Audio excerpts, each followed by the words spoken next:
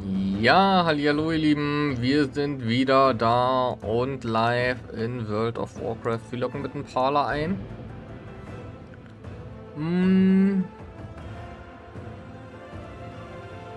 Mal kurz.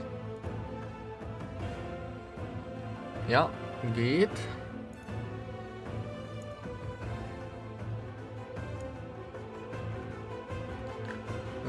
So.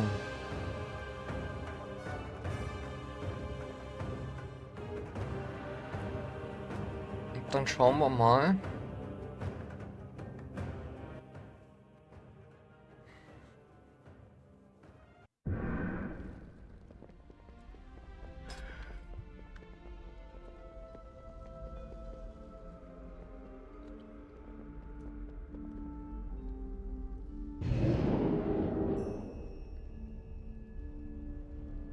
Erstmal nach Ogok.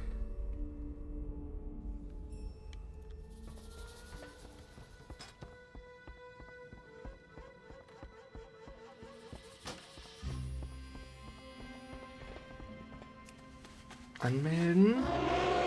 Dragonflight Dungeon. So, XP-Boni haben wir noch.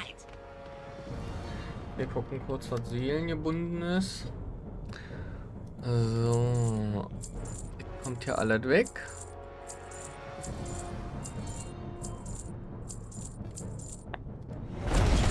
Guten Abend. Ach, hallo, Herr Lunio. Na, Herr Lunio?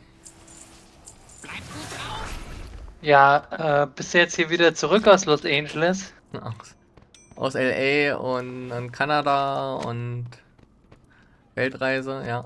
Nee, wieso? Ich hab gehört, die ganzen Path of Exile Streamer, die waren hier bei einem Event in Los Angeles. Nee, ich war mit ganz vielen großen Streamern in New York. Ach so, okay. Ja, das ist Ja. eine Fehlinfo, die du hattest. Okay. Ja. Ach, bei dem LA-Event, da haben sie dich vergessen. Ja, da habe ich verschlafen in New York. Ja, gut. War mir eine zu lange Flug verpasst. Reise. Ja. Ja. Genau. Ja, das kann ich nachvollziehen. Ja, willst du jetzt dir gleich auch den Stream reinziehen oder wie sieht das Welchen aus? Stream? Ja, Kommt jetzt ein Stream? Ich dachte, der kommt am Freitag. nee. Der kommt in einer halben Stunde. 21 Uhr. Der kommt heute. Und der heute? Ja, also am 21. um Ja, aber wir haben heute den 21 Uhr. 20. Ach nee, wir haben heute den 21. Warte. Nee. Echt jetzt? Ich guck nochmal. Hi. Ich muss Ja, noch mal. du bist so komplett in deiner WoW-Bubble Ja, drin. stimmt, Du kommst gerade gar 21.. nicht auf dein Leben klar. 21. Ja, nee, ich guck mir immer die Videos von Mark Roberts an. Aber und sehe da immer 21. Ich wusste aber nicht, dass wir den 21. haben. Mhm. Ich dachte, der kommt am Freitag, weil ich dachte, Freitag ist wieder Release. Nächste Woche. Nee. Also ich Weil sonst immer glaube, Freitag ist. nee, ich Oder? glaube, der Ankündigungsstream war schon immer am Donnerstag und der Release war schon immer am Freitag. Ja. Achso, na dann wird's ja spannend. Nee, dann gucke ich mir das natürlich an, ja. Mhm. Das wird ja auch Ja, interessant. deswegen bin ich hier, wegen High Quality Commentary. Ich mache jetzt hier dann auch Stream an. Wenn, das wird ja wahrscheinlich wieder im Dings hier gedingelst. Im Twitch gestreamt, ja. Im Twitch gestreamt, genau. Und ich probiere das irgendwie einblenden zu lassen. Ein Rebroadcast. Ja, ich kann dir das nicht erklären, wie das funktioniert, aber man sieht auf jeden Fall, Meld ist online im Discord, also ich gehe davon aus, dass der sich das auch reinziehen wird. Meldi. Ah, unser Meldi. Ja, na, das wird man sich wahrscheinlich angucken, ne? Ja. So, das wäre ein Ding gewesen, also wenn ich jetzt nicht gekommen wäre, hätte es Ey, einfach dann komplett hätte ich das verpasst. ja nicht mitbekommen. Das wäre eine Katastrophe gewesen und ich hätte die ganze Zeit gewartet auf morgen. Ah, da muss ja hier auch noch hier die Drops oder so, also Da muss er ja noch hier sich irgendwie verlinken Da oder musst du so. dich Wie doch ist das? verlinken und dann musst du halt einen Stream gucken, ne? Wo das übertragen wird. Ja, also machen wir erstmal, wie ich bin hier überhaupt nicht, doch Junior 1. Gut. Ähm, Achso, habe ich hier noch eine Zone? Nee, okay. Einstellungen, Nee, das hab ich wirklich, ich hab's nicht auf dem Schirm gehabt, ne? Ich dachte, das ist erst morgen. Bindung. Ey, gut, dass du da bist, Junge. Der Dirk hat auch nichts gesagt. Doof. Ja, der hat bestimmt im Griff, aber der ist jetzt auch nicht da. Nee, der hat's verpasst. Der denkt auch am Freitag. Der denkt morgen. Wahrscheinlich. Ohne Scheiß, meinst du Ich wirklich? glaube ja. Den müssen wir das mal im Discord noch schreiben. Ach nee, der ist heute Äh, beim Tischtennis. Doof ist ja, heute beim Tischtennis. das ist natürlich unglückliches Timing. Ja.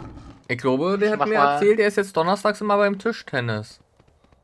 Und das auch irgendwie immer für eine längere Zeit. Ich stell's mal. Ich schreibe mal hier was rein. Das funktioniert? Ja. Na, dann ist ja wieder Chris Wilson mit dabei. Ja, Der oder Mark Richtige. Roberts halt, gell? Also Aber, das aber ich weiß man hoffe, halt nicht so genau. ich hoffe, wenn Chris Wilson dabei ist, ist das der Richtige und nicht der von Diablo. Obwohl, hast du Ja, mitgekriegt, bei Diablo machen sie auch ganz schön viele Änderungen drin. also ich habe gelesen, dass es viele Änderungen Ja, sind, aber ich habe mir das jetzt nicht im Detail angeguckt. also irgendwie hast du dann auch wieder gefühlt große Risse und so weiter.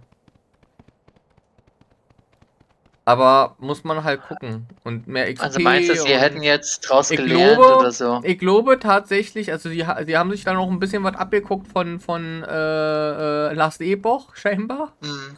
Ja, Und ich habe ich auch glaube, gelesen, ja. ja, und die führen da halt auch ein bisschen was dann so ein, was so ähnlich ist. Und ich glaube tatsächlich, dass Diablo gar nicht so uninteressant wird als Spiel. Also mit diesen Änderungen.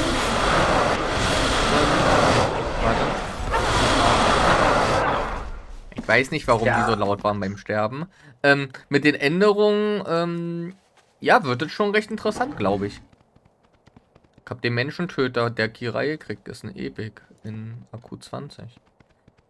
Nee, wird recht interessant, glaube ich. Also wirklich recht interessant. na, also für mich ist der Dropstar gelutscht. Also, Ja, du, man muss ja erstmal auch abwarten, was die Community-Stimmen da sagen. Ich gucke mir ja immer mal auch die ganzen anderen Streamer an.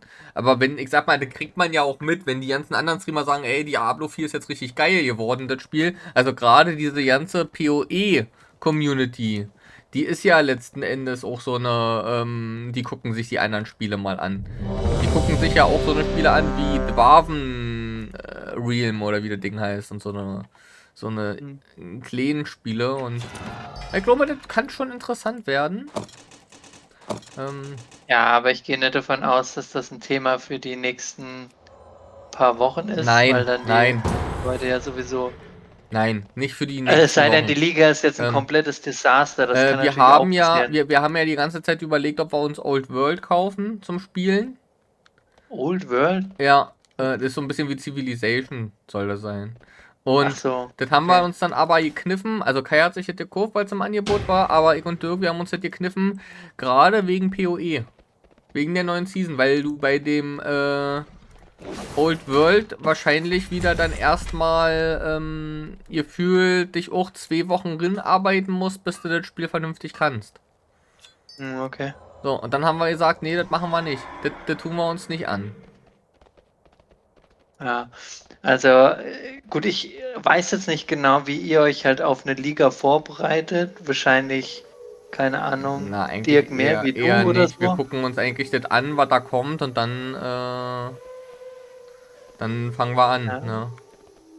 Wenn's denn ja, da also ich ist. meine, man kann sich ja schon irgendwie ein bisschen Gedanken machen, was man halt so spielt, Ja, als was so. Starter, was man als Starter spielt. Ich meine, weil darüber habe ich und Dirk, wir haben da eigentlich immer auch relativ viel drüber philosophiert, aber erst wenn noch die ganzen Notes dann da waren, ich meine, das dauert ja immer noch dann einen kurzen Moment, bis das abgeloadet wurde.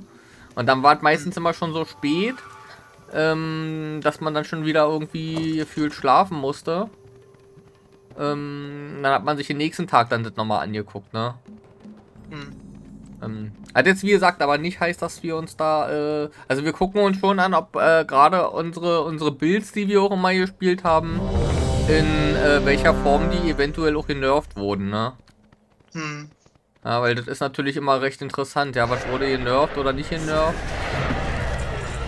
Ja gut, weil ihr halt immer so die ähnlichen Sachen halt spielt, gell? Ja. Na, wir haben uns vielleicht für diese Season überlegt, als Starter irgendwie so einen Pathfinder-Charakter zu spielen. Vielleicht. Muss man ja dann, wie gesagt, das ist ja halt genau die Thematik. Man muss das natürlich erstmal gucken, ne? Wenn die jetzt hier alle kreuz und quer schießen. Das wissen wir ja nicht. Ja.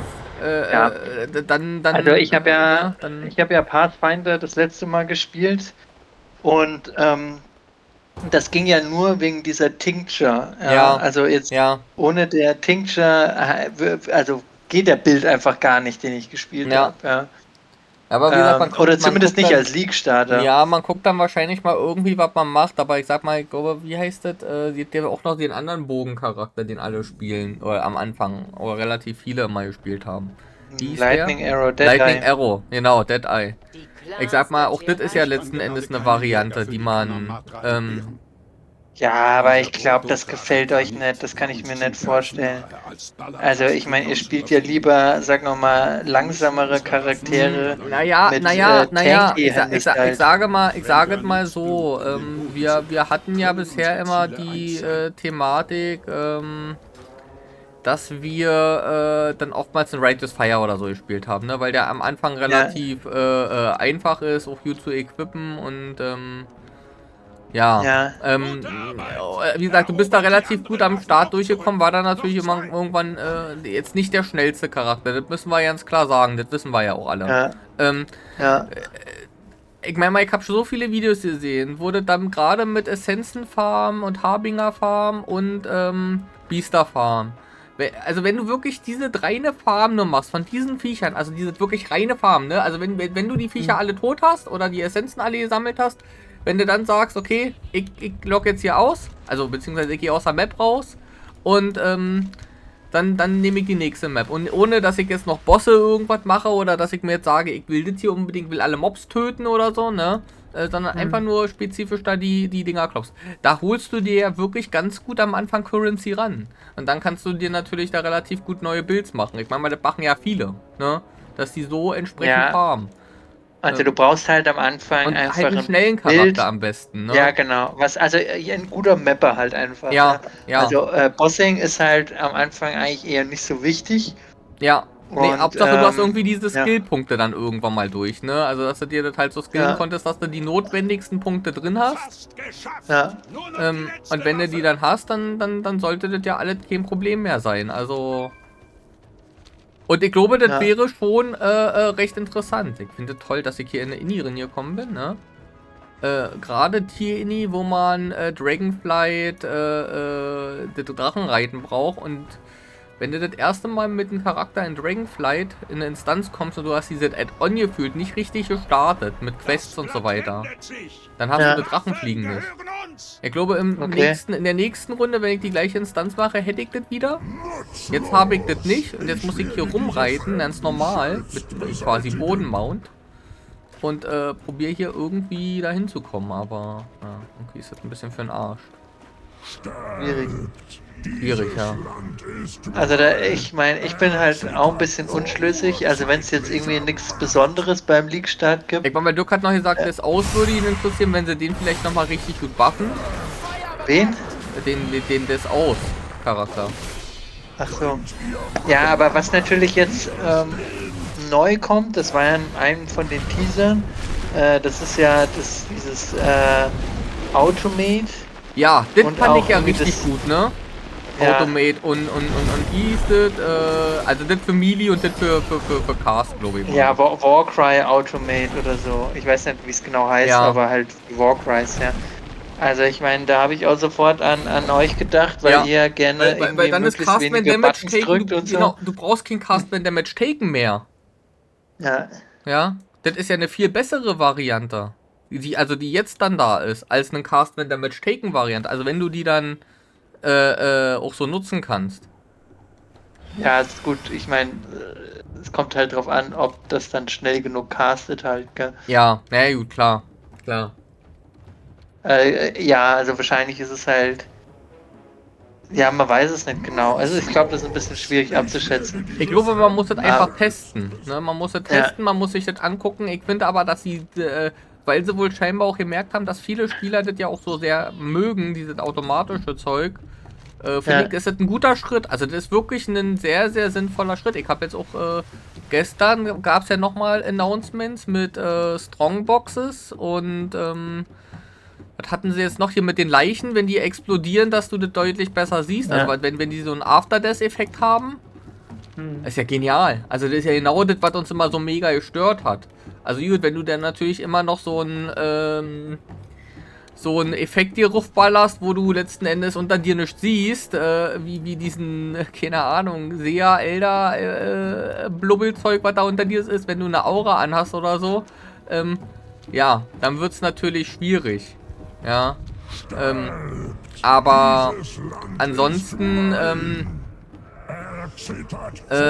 ich meine mal, das hat man ja immer schon gehabt, wenn das die Grafikeffekte, wenn die das halt überlappen, ja, dann das ist immer schlecht gewesen, ne, also, aber ansonsten, wenn du das halt allgemein, also ohne diese Grafikeffekte besser siehst, das ist doch ein Traum. Also gerade diese, nach dem Tod zu sterben, ich meine mal, ich bin ja auch immer einer, der recht blind auf den Augen ist. Für mich ist es ja ein Traum, dass ich da mal sehe, okay, ey, da explodiert was, da muss ich rauslaufen. Ja, also ich meine, allein, dass es jetzt halt verzögert ist, glaube ich, hilft schon. Weil vorher war das ja relativ instant, ja. Aber ja, ich bin mal gespannt, wie man das dann halt sieht. Also, ich meine, ich weiß auch immer nicht so richtig, wie oft ich da jetzt dran gestorben bin. Also ich meine, für die Hardcore-Leute ist es wohl immer ein richtiges Problem gewesen. Aber ich meine, als ich halt die Fully Juiced Maps mit meinem Tornado Shot Deadeye gespielt habe, ich meine, der ganze Bildschirm war voller Pfeile und es hat nur noch geleckt. Also ich stand eigentlich nur und habe gehofft, dass... Also ich sage mal auch, ich glaube die letzte Season, die hat auch in gewisser Art und Weise das Spiel an die Grenzen gebracht. Mit dem Abyss, dann durch die ganzen normalen Effekte, die du ja eh schon im Spiel immer drin hattest, ne? Ich glaube, das war einfach zu viel. Also auch dieser ganze Loot, der dann natürlich da war, diese ganzen Berechnungen. Ich glaube, das hatten die jetzt, also das haben die sicherlich in ihren Auswertungen dann auch gemerkt. Es war zu viel. Es war einfach zu viel für das Spiel, für die Spieler. Jetzt nicht mal mit der Droprate, ne? Weil die Droprate ist ja an sich cool gewesen, dass man mal öfter mal irgendwie, auch dass du mal sowas überhaupt sehen konntest, dass ein Headhunter oder ein Mageblood oder andere Dinge überhaupt droppen können oder könnten. Ne? Als Normalspieler siehst du das ja halt nicht. Ne? Ich glaube, mich würde halt interessieren, ob die das mit den Projectiles auf dem Schirm hatten, ja, dass wenn du irgendwie mehr Projectiles machst, dass du dann... Ich glaube nicht. Ich glaube, das haben die zumindest nicht so auf dem Schirm gehabt. Also, dass du dann so extrem, das war ja schon fast ein Abusing von der Mechanik. Nicht, gell? Ja. Das war ja schon fast ein Abusing der Mechanik, weil das ja letzten Endes, ich meine, klar haben es dann alle gemacht, aber es war so niemandem so stark bewusst. Also, ja, man hat sich mal gefreut, wenn mal dann halt mal gefühlt dann ein bisschen mehr XP gedroppt ist, weil der eine mehr gespuckt hat oder so damals. Das ist den Leuten vielleicht schon aufgefallen, wenn sie ein Abyss geskillt hatten. Aber die haben da letzten Endes natürlich nicht damit irgendwie kalkuliert, dass dann auch dadurch natürlich deutlich mehr Loot kommt, weil damals war ja der Loot vom Abyss, was da gedroppt ist, das war ja völlig nebensächlich. Ja, das war ja, also das ist ja immer so gewesen, dass das jetzt nicht so der Überloot war. Ja, aber angeblich gab es auch vorher schon Leute, die Magic Find Abyss Farming gemacht haben. Mag ja tatsächlich sein, aber so, also ich sag mal, das waren aber auch dann wieder die Leute, die dann halt sehr, sehr viel Magic Find dann hatten und was weiß ich nicht alles. Also ich glaube dann tatsächlich, wie gesagt, gerade für die Normalspieler, die sind halt selten da auch, also wirklich die Normalspieler, ne? Jetzt nicht die Leute, die den ganzen Tag streamen können und so weiter. Ich glaube, da war schon irgendwo das Thema, dass die sicherlich sich dann auch immer in dieser Situation waren. Ja, ich spiele halt letzten Endes, aber ich gehe jetzt hier, also ich will einfach nur erstmal meinen Charakter spielen, ne? Und nicht irgendwie auf Magic Find gehen. Und da ist es dann tatsächlich eher so in der Form gewesen. Sicherlich haben die auch die Ambition gehabt, mal eine Mage-Platz zu farmen und so weiter, ne? Aber ansonsten war das, glaube ich, jetzt nicht so, dass die Charaktere oder die Spieler gerade, dass die jetzt sagen, hey, ich bastel mir hier einen Magic-Find-Charakter, wie das jetzt ein Streamer macht. Also sicherlich hat man mal vielleicht den Gedanken gehabt, aber den Gedanken zu haben ist ja schön.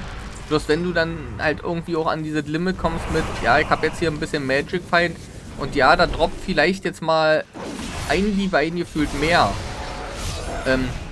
Ich sag mal, das, was ja gerade jetzt interessant war ja jetzt nicht mit den ganzen Divines, das war ja dann einfach nur noch inflationär am Ende. Wie gesagt, ich glaube, das, was jetzt gerade interessant war in der jetzigen Liga, das war ja das Thema, dass du dir sagen konntest, hey, das ist ja mega cool, dass, wie gesagt, auch mal diese entsprechenden seltenen Items droppen, ne? Also auch mal, dass dann, wie gesagt, da irgendwie, also dass ein Mirror of Kalandra droppt, Junior. Ja. Ne? Ich glaube, das sagt doch alles aus. Ja. Wie gesagt, ist bei dir jetzt natürlich nicht gedroppt, ja, okay, aber es ist ja halt gedroppt und ich sag mal, ich glaube, du bist genauso ein gleicher Spieler und normaler Spieler wie ich und Dirk das. Also wir sind halt normale Spieler, ne? Ja, gut. Also wir suchten vielleicht schon ein bisschen intensiver rein, ja, aber das ist, glaube ich, schon irgendwo auf eine gewisse Art und Weise trotzdem noch in einer gewissen Normalität im Sinne von, wie auch andere Spieler das dann halt spielen, die gerne spielen und wenn eine neue Season kommt, mal ein bisschen mehr Zeit investieren oder so, ne? Ja, ich würde sagen, jeder denkt, dass der, was er macht, normal ist. Na, ja. Ich finde halt, das, was die Streamer machen, finde ich, ist halt schon irgendwo krass. Das ja, halt aber das können ja nur sehr, sehr, sehr wenige Leute machen. Ich meine, mal das, was Johnny zum Beispiel macht, da bin ich auch ganz ehrlich, mit WoW, das finde ich, ist auch zu krass. Weißt du, was ich meine? Wenn da jetzt ein neues Ding rauskommt, dass er sich da irgendwie frei nimmt, das ist ja meinetwegen okay, ne? Dass man frei nimmt. Aber er zockt ja dann auch die ganze Nacht durch, den ganzen Tag durch, die ganze Nacht durch, holt sich 5 Millionen Liter Energy, ja, irgendwie Fast Food nonstop. Ob das jetzt das Wahre ist? Also das ist für mich halt zu viel. Und das ist, ich verurteile das überhaupt nicht. Die Leute sollen ja machen mit ihrer Zeit, was sie wollen. Ich freue mich ja, wenn die Leute letzten Endes gerne spielen. Das bringt uns allen ja letzten Endes auch irgendwo wieder was. Aber das ist dann tatsächlich für mich, das ist für mich halt zu viel. Aber ansonsten sage ich halt, du, jemand, der selten Computer spielt, der wird sagen, ey, die haben sie ja nicht alle. So viel Zeit dazu zu stecken, ist ganz klar. Oder Leute, die mal vielleicht mal irgendwie eine Stunde vom Handy jeden Tag da rumdaddeln und dann ist für die vorbei. Auch das ist natürlich ganz klar, dass das, was wir dann da machen, viel zu viel ist. Ja, aber da muss man, ihr fühlt, finde ich, dann immer die Abgrenzungen dann schon irgendwo hinkriegen, zu sagen, man hat halt letzten Endes, also das ist halt für mich das Wichtige, also klar, das Privatleben ist schon natürlich dadurch ein bisschen mehr eingeschränkt, logisch, aber das ist jetzt nicht komplett eingeschränkt, ne? Also das ist jetzt nicht so, dass man jetzt dann dadurch sagt, ich gehe nicht mehr einkaufen, ich gehe nicht mehr zum Sport, ich mache das nicht mehr. Ich glaube, man kann das immer alle gut unter einen Hut weiterhin bringen, ne? Und das wäre natürlich auch immer wünschenswert für alle. Ich weiß, dass das jetzt auch immer für alle nicht so leicht ist, gerade wenn da irgendwie was Neues rauskommt, dann zu sagen, oh naja, lieber spielen oder Sport. Ja, ja, also ist schon klar, aber man muss ja dann, wie gesagt, also ich glaube, man als Normalspielender, wenn du dann immer noch das Leben hast, was du vorher hattest, wie gesagt, sicherlich dann vielleicht mal irgendwie eine Stunde mehr spielst, als vielleicht man sonst spielt und man dann vielleicht die eine Stunde Schlaf wieder mal verzichtet, die dann immer so endet. Okay, da kann man sagen, okay, vielleicht zu viel, aber trotzdem, wenn du dein normales Leben dann immer noch im Griff hast, ne, und immer noch weiterführst, was du gerade machst, finde ich, dann ist es nicht zu übermäßig. Also, ja, für Forscher sicherlich zu übermäßig, der Konsum, ja, weiß. Aber aus meiner Sicht, auch als einer, der ja viel spielt, finde ich, ist das dann halt nicht zu viel. Ja, es ist halt eine persönliche Sache. Es kommt immer klar. Jeder hat da seine andere Meinung zu. Und ich meine, dass halt bei jedem unterschiedlich viel zu viel ist halt, gell? Ja, du, klar. Und wie gesagt, ich kenne ja auch Leute in vielen Umfeldern, die dann halt sagen, ach du Scheiße, so viel wie er spielt, der hat's ja nicht alle. Ja. Und was macht der? Hat ja keine Freizeit mehr oder der macht ja das nicht und das nicht und das nicht. Das ist mir schon bewusst und da sage ich auch, okay, ich kann auch andere Meinungen nachvollziehen und auch akzeptieren. Für mich persönlich ist das halt dann nicht so und jeder hat ja eine gewisse Lebenszeit und man muss mit der Lebenszeit anfangen, was man will. Deswegen ist das ja auch so, wie gesagt, auch die Streamer, die größeren Streamer oder auch ein Johnny. Ich verurteile das ja jetzt nicht, dass das schrecklich ist, was die machen. Sie sollen ja machen, was sie wollen mit ihrer Zeit. Völlig okay, völlig legitim. Für mich wäre das halt zu viel. Ja, genauso wie gesagt, ist vielleicht mein Stil oder dein Stil und dass du HC da machst und so weiter und dass du HC machst, dann bis Level 60 kommst und dann in der zweiten Map stirbst, da werden sich andere Leute sagen, Alter, der hat sie doch nicht alle. Ja. Ich meine nur, ne, das muss ja jeder für sich selber dann entscheiden und solange, das ist für mich halt wichtig, solange man, und dann ist es ja auch immer noch das Thema für dich, ist es ja auch deine Freizeit, genauso wie für mich, und als Streamer, da hast du es als Beruf, ich meine mal, da ist halt vielleicht noch ein bisschen ein anderes Thema, also wenn du das hauptberuflich machst, aber ansonsten sage ich doch auch ganz klar, hey, die Leute, die das in ihrer Freizeit machen und wenn sie daran Spaß haben, dann lasst denen das doch bitte. Ich spiele WoW, weil es mir Spaß macht. Du sagst, welcher Idiot spielt noch WoW? Kai sagt, ich bin nur eine Woche in diesen Spielen, weil sie alle für mich langweilig sind. Und Dirk sagt, schnell, ich brauche mehr Loot. So. Jeder hat ja eine andere Auffassung, wie er spielen will. Und auch das, was er an Zeit investieren will. Ist völlig okay. Jeder hat da sein eigenes Bild und da muss man doch sehr sagen, okay, mach es doch so, wie du für richtig hältst, solange du damit leben kannst und solange du auch gerade, und das ist für mich wichtig, ne, solange du nicht andere Menschen damit schädigst, ja, weil das ist natürlich eine Sache, ich sage mal gerade so das Thema, ich meine mal, du kannst das natürlich besser noch sagen, als ich das sagen kann, gerade das Thema, wenn du Kinder hast oder so weiter, wenn du dann sagst, hey, ich kann mich nicht um meine Kinder kümmern, weil ich bin ja hier gerade, ich muss zocken. Und PoE ist natürlich auch immer so ein Spiel, gerade mit dem 10% Abzug vom Sterben und so weiter, nicht auf Pause klicken zu können, ist schon immer so eine grenzwertige Sache. Ne? Ja, aber ich meine, du kannst raus porteln und dann bist du sofort draußen. Ja, aber dann schließt sich ja da was und dann hast du ja auch wieder ein Portal verschwendet oder dann bist du kurz abgelenkt, weil vom Spielen stirbst, dann bist du wieder genervt, weil du den ganzen Abend also ich meine, dass du dann halt ein Portal verlierst, damit musst du halt leben, ja. Ja, ich meine nur, ich meine, das Spiel ist da vielleicht jetzt nicht das Beste dafür. Ne?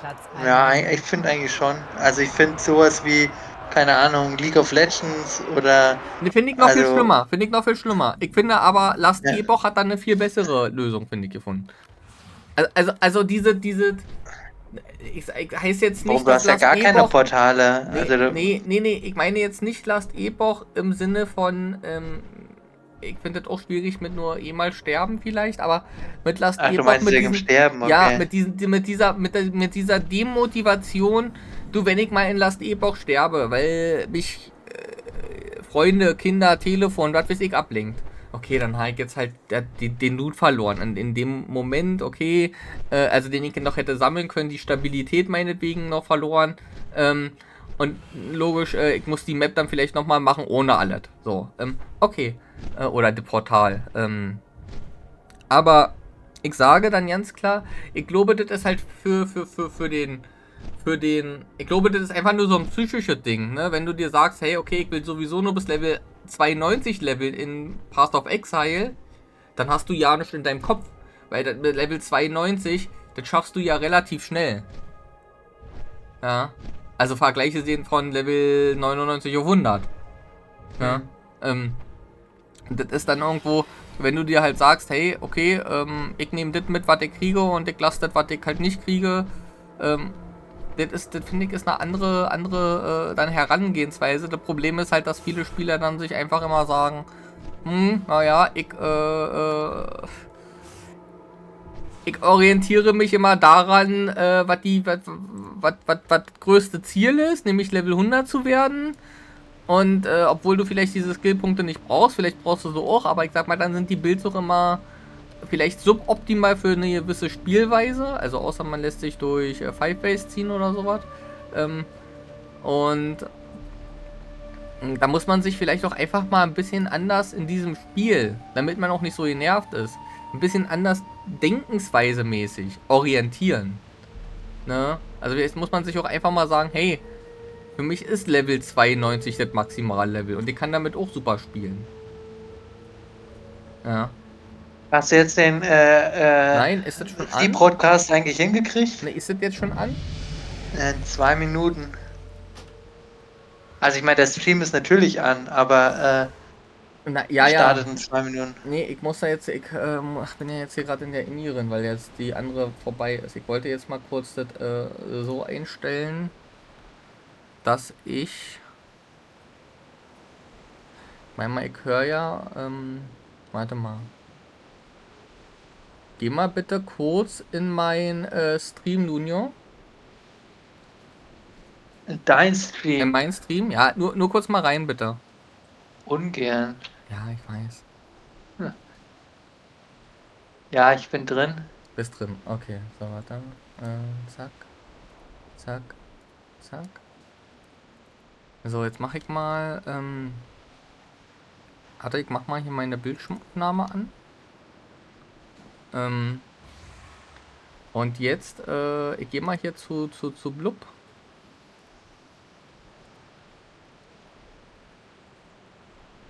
Und mute mich mal bitte im Discord und guck mal bitte, ob du den Sound dann hörst, wenn das hier, muss ich mal lädt. Müsste hier wieder was sein, wenn das hier sich mal lädt.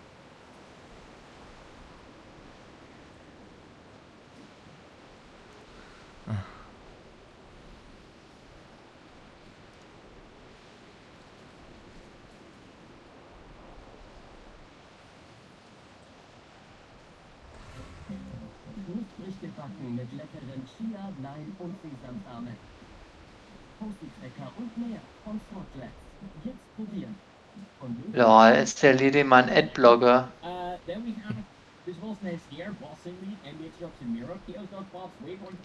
Hört man das? Im Stream? Was MBX da jetzt erzählt?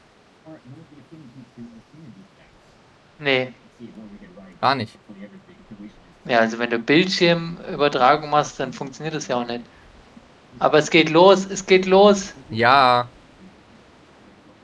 Wo ist denn hier?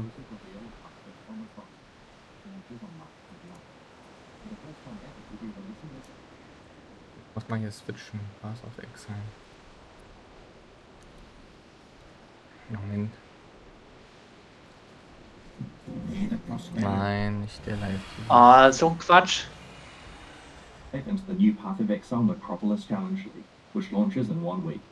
We'll cover the league mechanics, its deep drafting system, large in-game changes, some improvements to the core Path of Exile campaign, and finally some quality of life features. We'll then show you our new supporter packs, and we'll head into a live Q&A session where Ziggy D will ask us your questions from Twitch chat. After the live stream, we'll drop full patch notes. Hey guys. It's time to chat about PoE2 again. Ich glaube, ich muss dich mal muten. It's only been a few months since we talked about the mercenary, and even since then, a huge amount has changed. When we announced the mercenary, we also showed off a lot of the new capabilities that our engine has around animation and character control. Moving while shooting was a huge deal in that class, but there were a lot of other more subtle things going on to make it feel good too. Well, in recent times I've only been showing off new character classes, but one thing I've been really excited about is to go back and apply all the new ideas and capabilities that we have to our old classes too. Today I'd like to show off the Ranger, and I hope that you guys like what you see.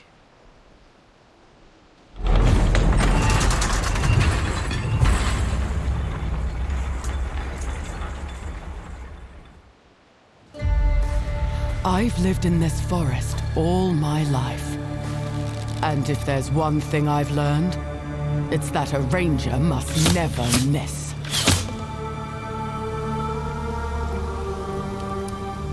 A beast will hunt you, but it is the cruelty of man I fear. I'll take your There is no truly escaping the Count's justice. Your sentence is to be hanged from the neck until dead. Let your souls feed the first ones, and your bodies feed the land. After her!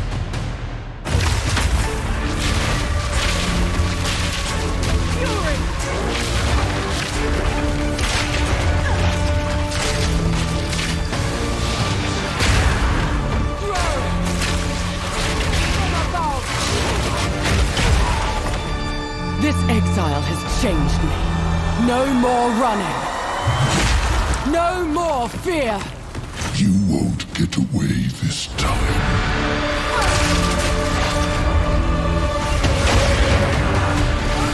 I will put an end to this madness.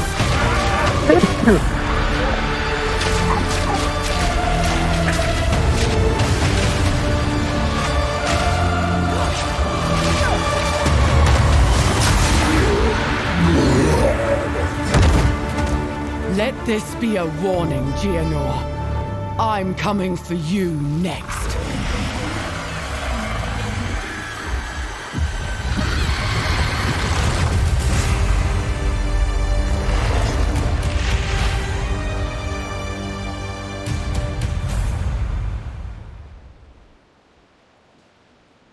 Let the hunt begin.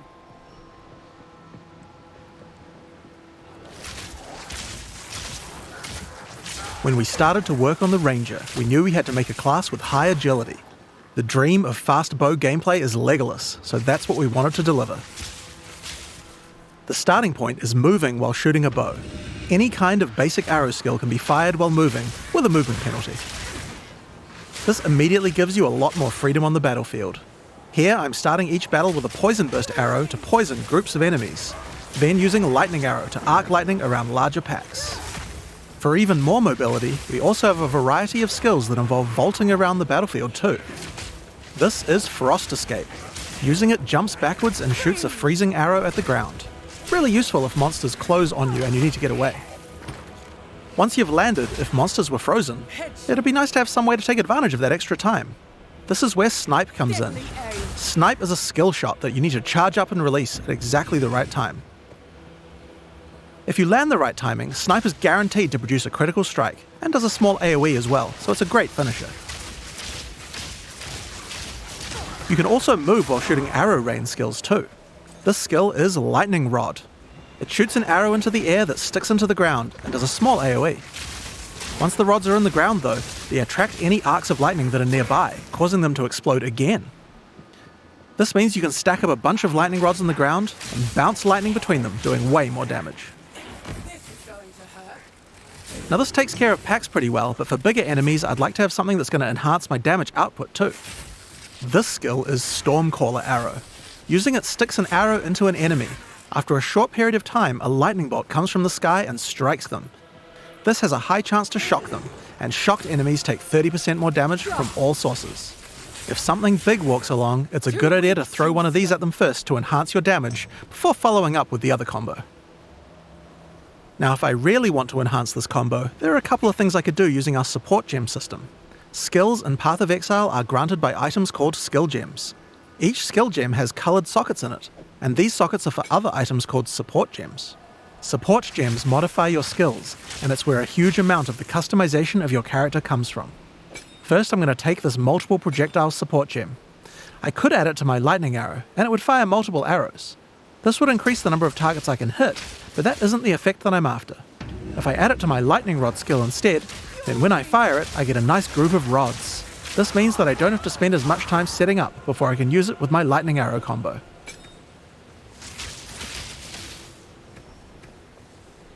I might also add faster projectiles to make the lightning rods land faster too. Now next up I'm going to grab this chain support gem. Chaining causes many effects to repeat on new targets when you hit them. If I add it to my lightning arrow, it will cause the arcs that come out of lightning arrow to strike even more targets, rippling along my line of lightning rods for huge amounts of damage.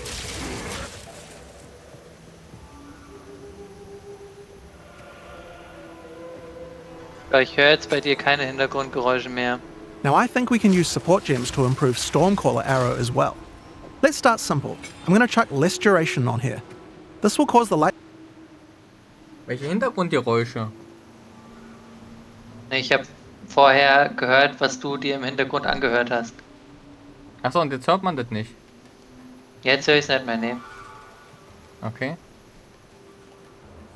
It's just a chance to proc, so it's not going to proc on every single pack. But when it does, a pack will go down ultra quick. Es gibt immer noch Scrolls of Wisdom, das haben sie nicht. Another useful empowering skill is Barrage. Barrage is one of the rare cooldown skills in PoE 2. It enhances whatever your next attack is to fire 3 times. With what we have here, I think it might be a good idea to use it with Lightning Arrow. It'll generate 3 times as many lightning explosions. You could also use it at just the right moment with Snipe, or any number of other skills depending on what effect you need more of right now. It's very versatile and can be used in a range of situations. Now, even as mobile as the Ranger is, it's still very useful to slow monsters down, and a Ranger certainly has quite a few tools to do this. If you're prepared to get up close and personal, we have a skill called Electrocuting Rod. First, jump over the enemy and shoot it into them. Once the rod's in place, any lightning damage they take will build up a special electrocute gauge. Once the gauge is full, the monster is totally suppressed, allowing you to kill them easily. Now sometimes when you use Electrocuting Rod, the enemy dies before you get a chance to electrocute them. I think there's another support gem I could add to my lightning arrow to fix this problem. Neural Overload will make it easier to electrocute enemies. If the skill it's attached to puts them over 50% of their electrocute bar, it will trigger instantly.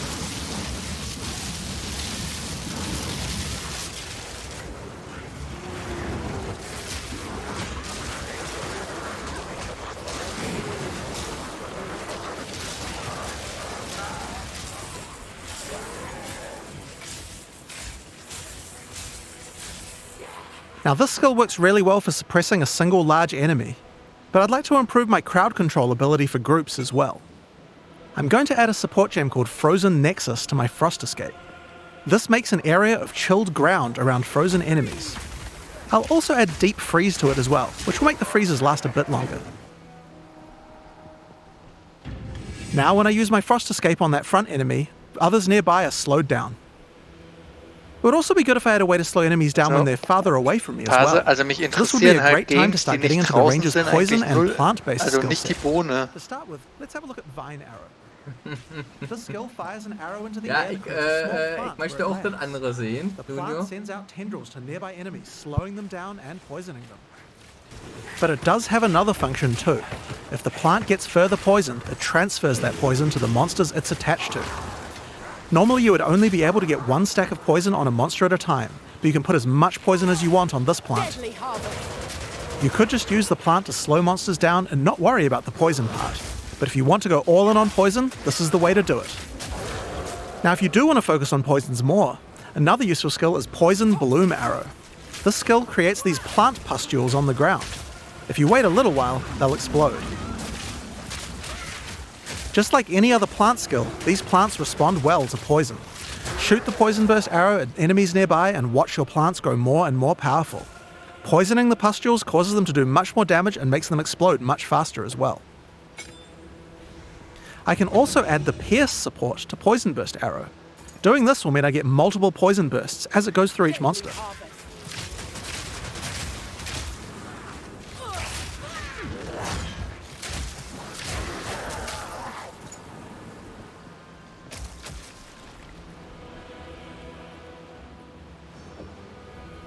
We also have another skill to make a nice environment for your plants to grow. Gas Cloud Arrow. This skill shoots the ground and creates a cloud of gas that continuously poisons things inside it. Throw your plants down, then put a gas cloud on top. The constant poisoning will make them grow.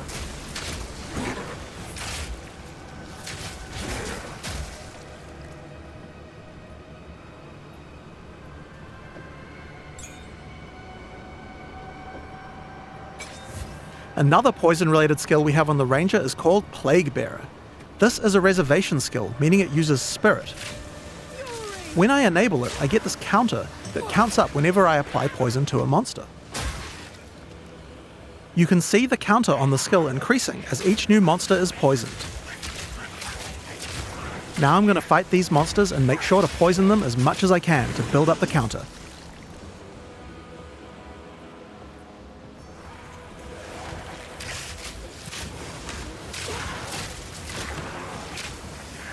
It does take quite a while to get the counter up to 100%, but it's worth it. Whenever I choose, I can unleash the poison in a big explosion around my character, dealing a large amount of damage.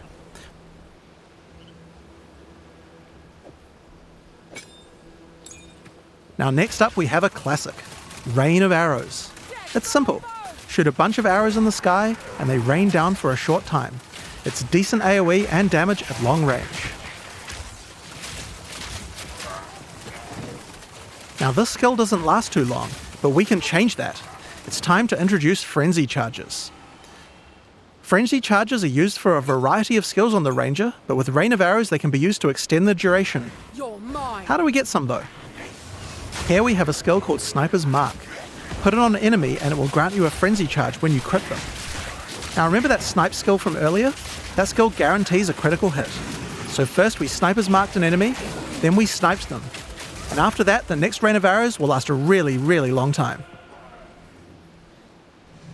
We still have some weaknesses though. While Rain of Arrows hits enemies with a ton of arrows, each one doesn't do much damage individually. It would be nice if we had a way to break the armor on enemies so that Rain of Arrows dealt more damage. Thankfully, we have this Corrode Armor support gem, and we can put it on our Gas Cloud Arrow. Corrode Armor causes poison to erode the armor on targets until it's all gone. This will significantly increase the damage that Rain of Arrows does against armored targets. Oh yeah, and one more thing about gas clouds. They can be detonated with explosions. I have an explosive arrow here. Let's check it out.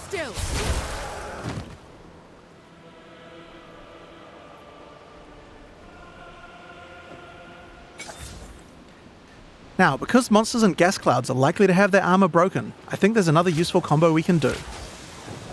This is an Exploit Weakness support. This support provides extra bonus damage to targets that have their armor broken. Perfect for what we have going on here.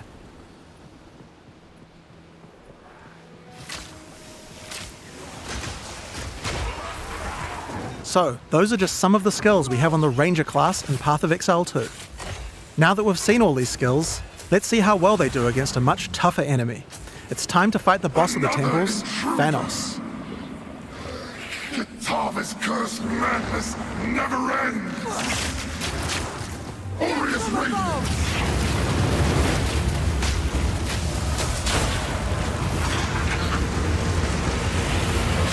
He's down! Chaotic power!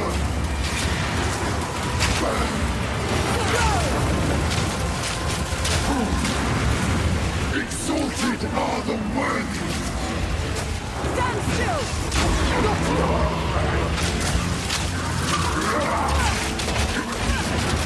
Behold!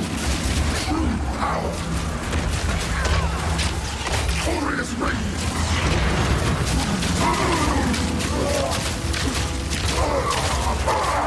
Exalted are the worthy!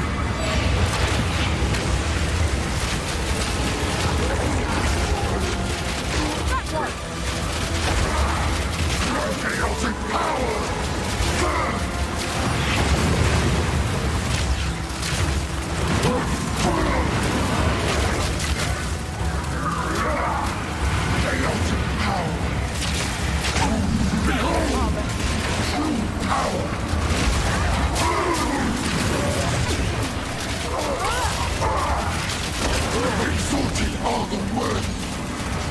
Deadly aim! Ha-ha!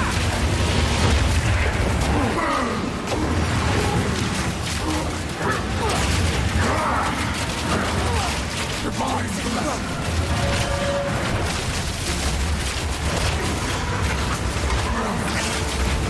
True power.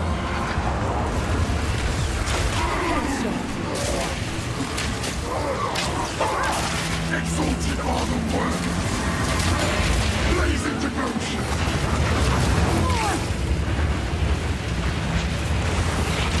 Exalted are the worth. Aria, I have found your next murderer. Kill swiftly and move on. This is how you survive. That's the Ranger. But oh yeah, there was one more thing. The mount. Check this out. Yes, you can ride a rower. While riding the rower, you can shoot arrows with no movement penalty. It's pretty overpowered. You can also use your vaulting skills to jump right off the rower's back.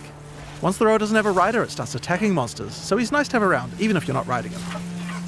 That said, if you are riding, don't get hit. If you take a heavy stun while on a rower, you'll fall off, and it takes a while to get up, so be careful. So that's what we wanted to show you today. Now there is just one more rather unfortunate bit of news. Path of Exile 2's beta is going to be delayed. We previously said that we would get the beta out on June 7th, and while I think we would be able to get the game's content ready in time, we underestimated how long it would take to get gameplay polished to a standard that we're happy with. We're still going to be doing alpha testing in June, but we're going to be delaying the beta until later in the year. I don't have an exact date for you today, but it should be towards the end of the year. In the meantime, you can still play Path of Exile 1, of course. Now, speaking of PoE 1, we also have the 3.24 expansion to announce. I'm going to hand over to Mark, the game director on PoE 1, to show us what's in store. We had a lot of fun making this one, so let's just get straight into it with the trailer for Path of Exile Necropolis.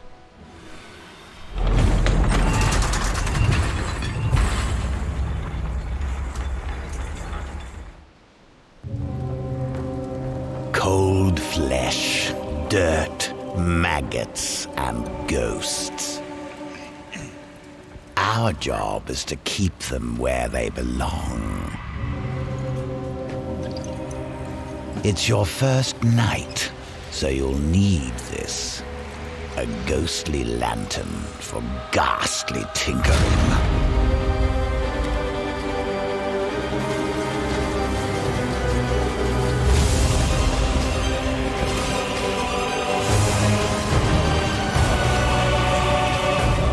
You'll learn to peer into the souls of the dead. You'll learn how to twist them.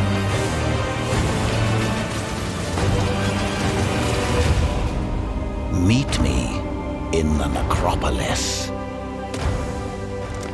You can pilfer shiny things from a corpse, but you can pilfer glorious things from a soul.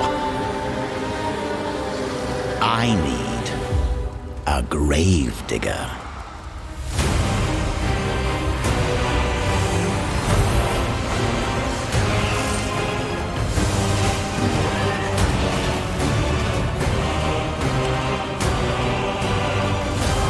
Ach du Jemine.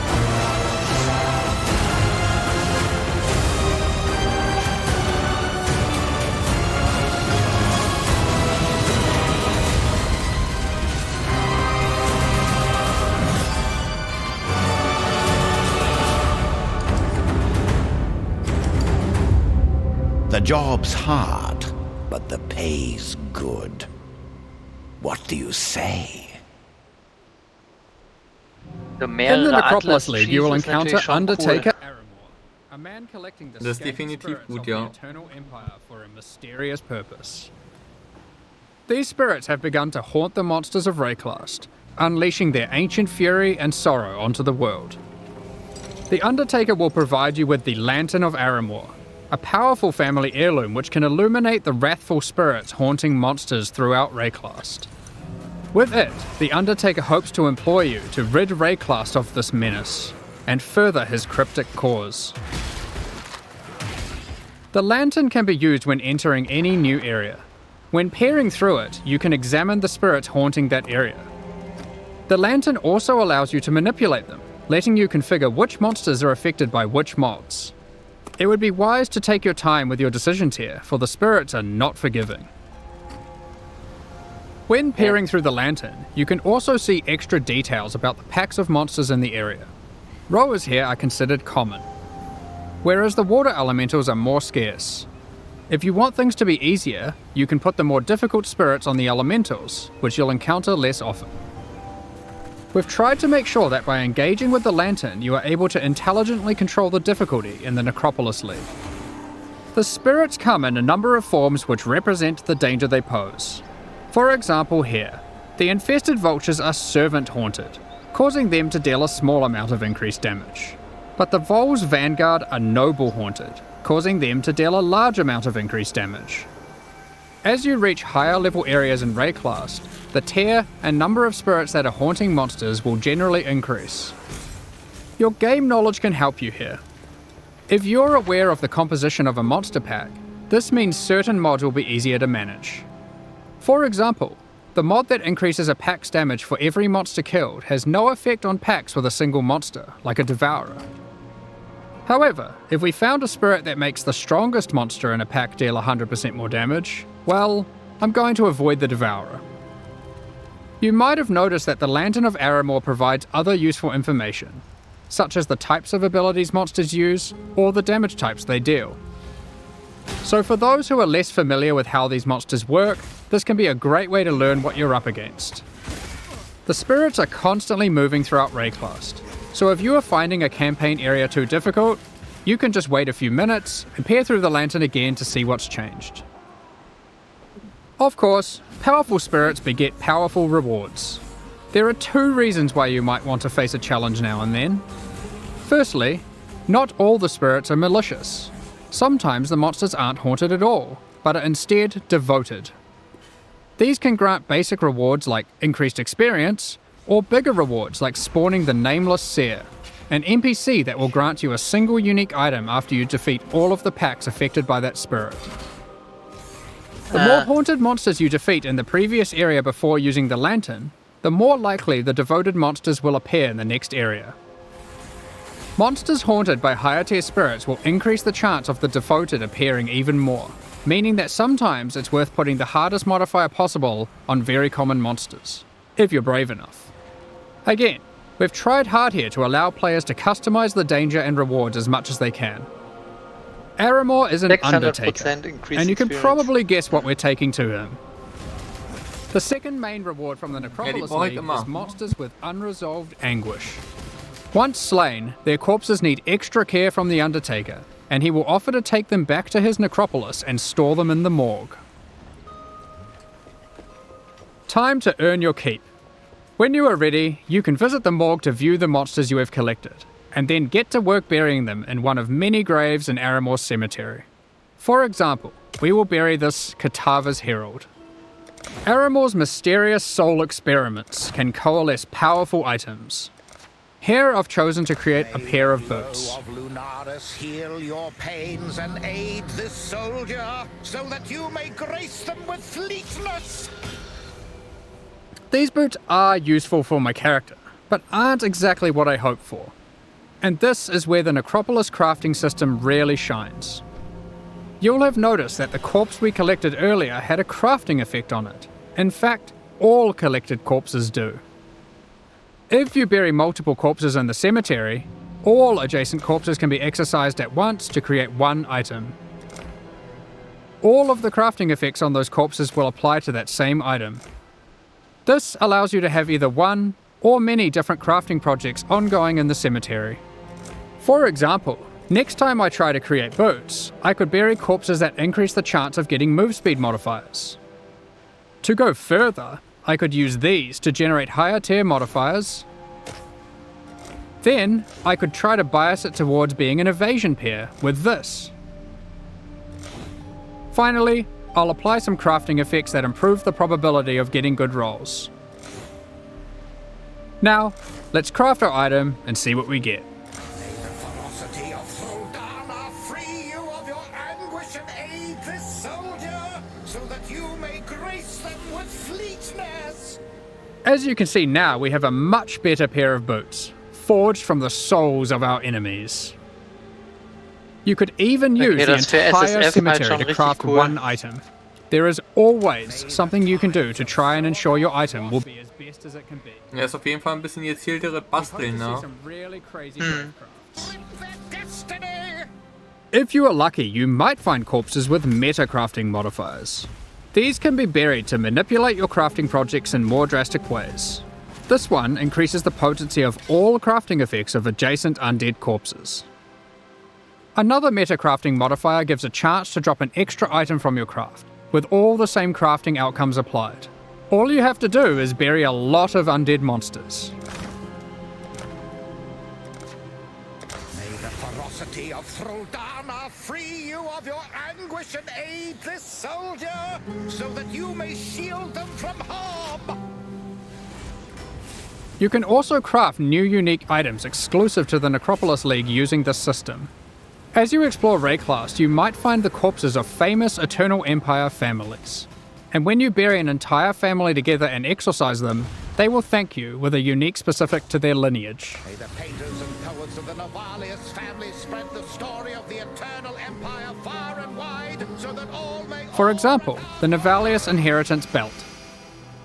I'll give you a moment to check that out. You can use other corpses alongside them to grant implicit mods, manipulate the values of explicit mods, and more. In this case, with the Parandus Pact, you can even change the modifiers it generates.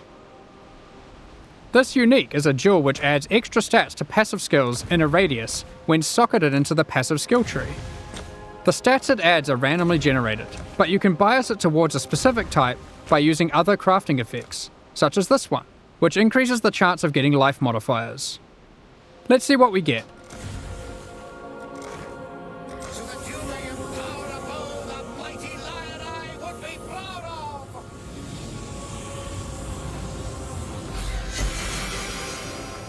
Damn, we didn't get it this time. I guess we're gonna have to go and collect more corpses. Of course, you can trade the corpses away to other players. All you need to do is purchase empty coffins from the Undertaker and use them on your corpses in the morgue, which will itemize them. Another item in the Necropolis League that you can find are Embers of the All-Flame. These are monster spirits that remain living in the All-Flame, a powerful ancient artifact of Rayclast, and you can set them free by placing them in the Lantern of Aramor and defeating them. These embers drop throughout Rayclast as itemized packs of monsters. You are able to use these packs to replace the packs in areas.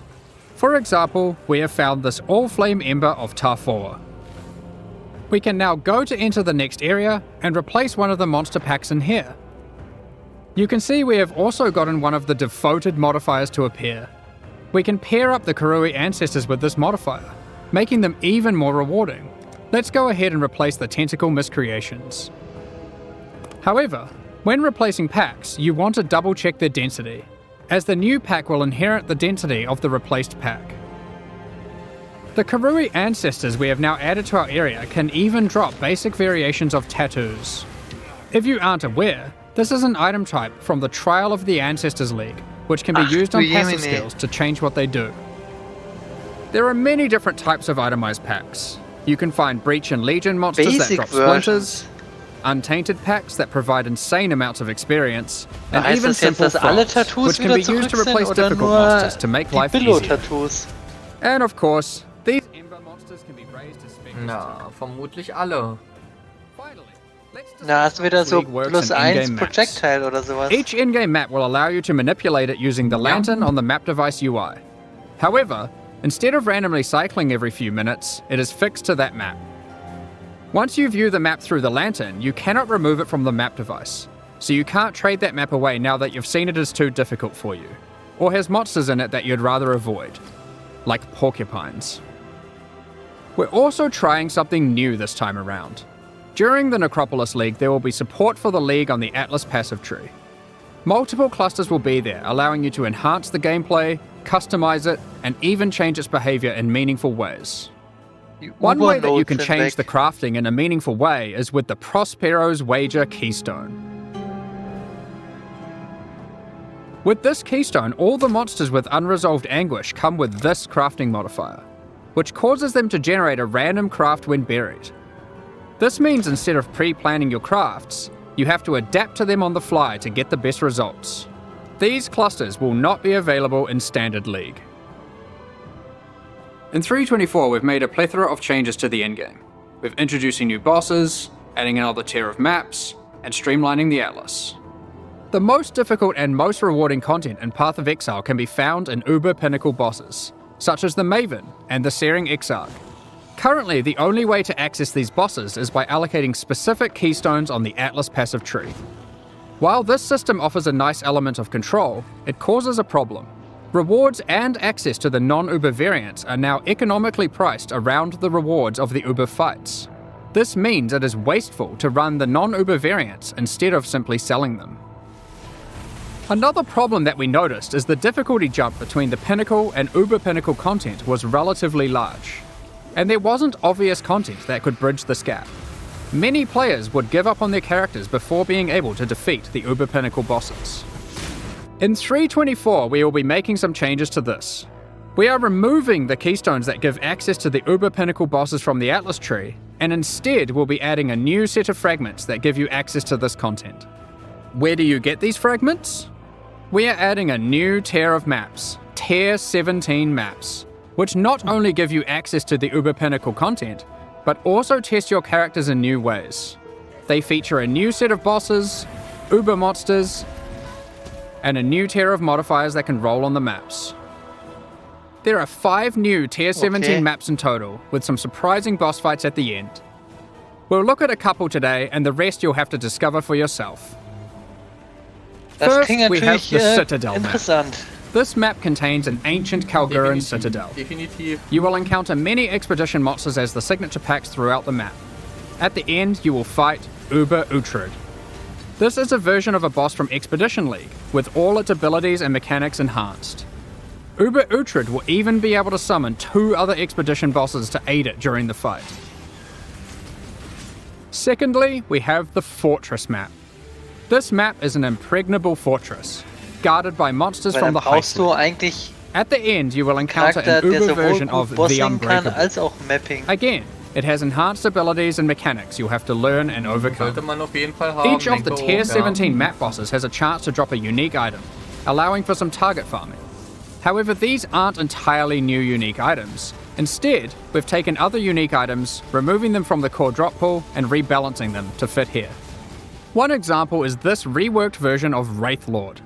It has 4 Abyss sockets, and allows you to summon an additional Spectre for each Ghastly Eye jewel socketed into it.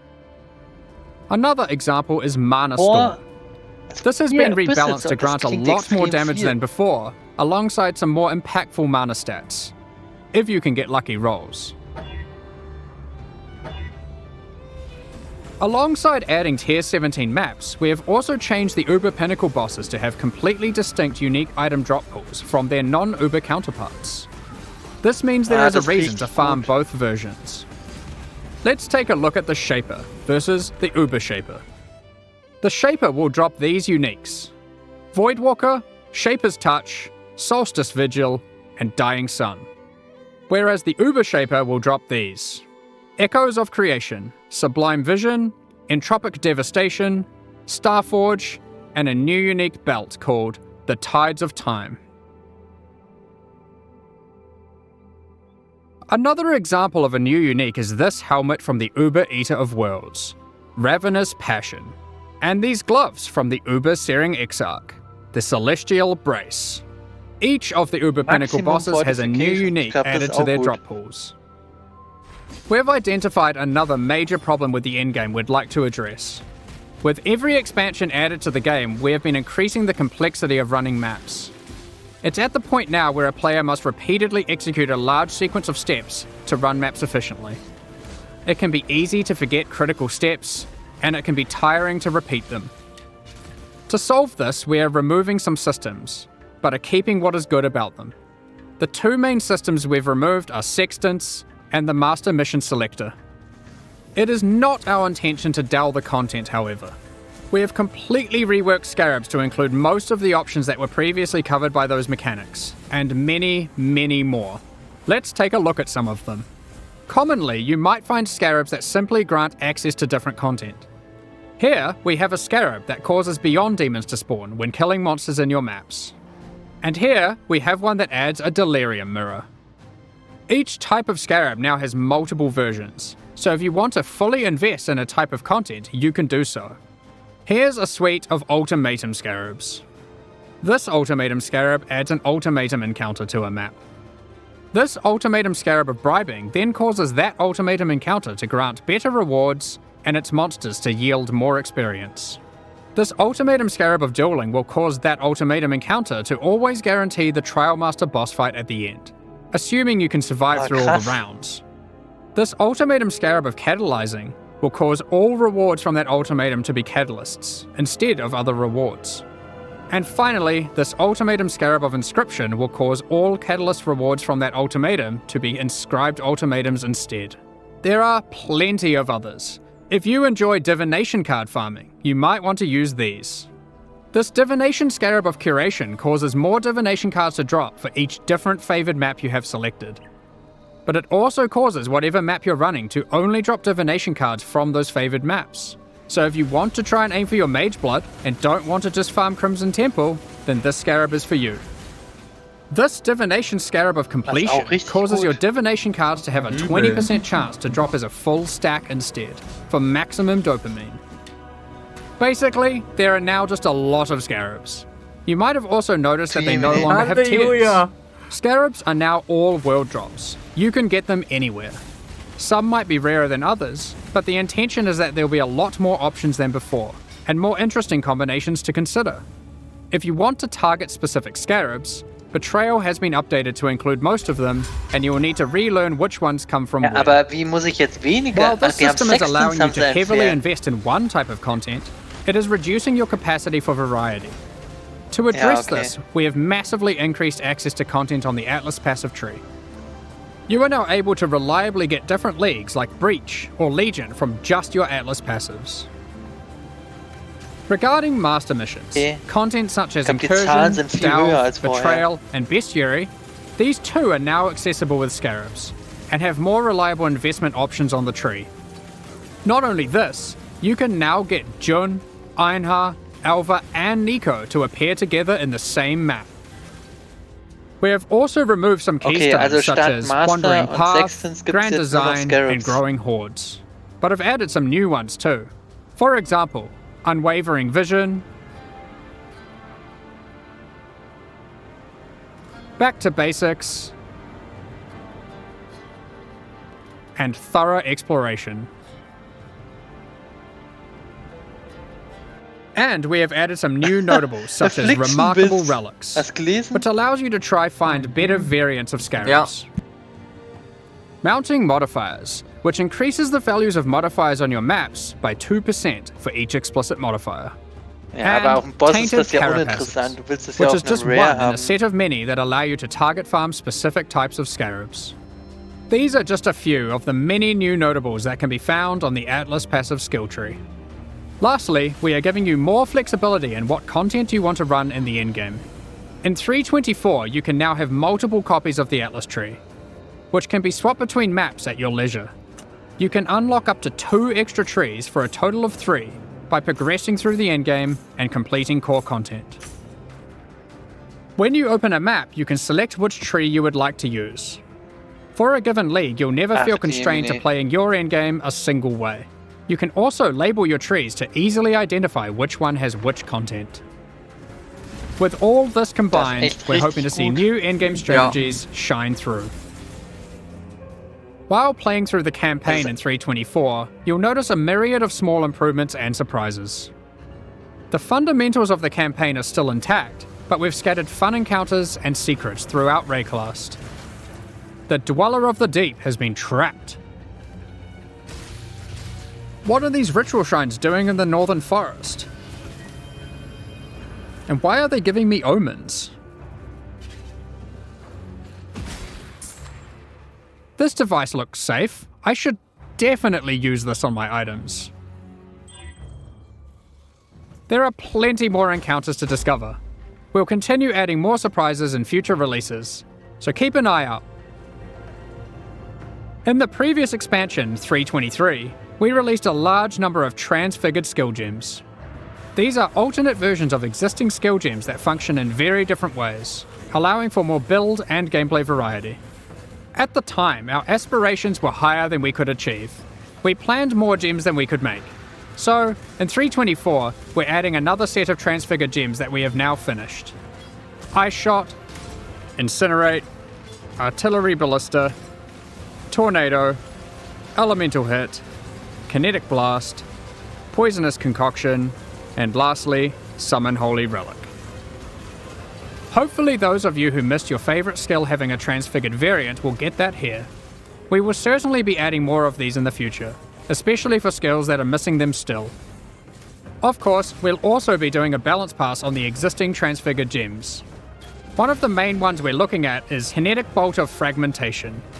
As a result of this change, it is clear that the endgame potential of the Wander archetype really starts to suffer, mostly in the single target damage department.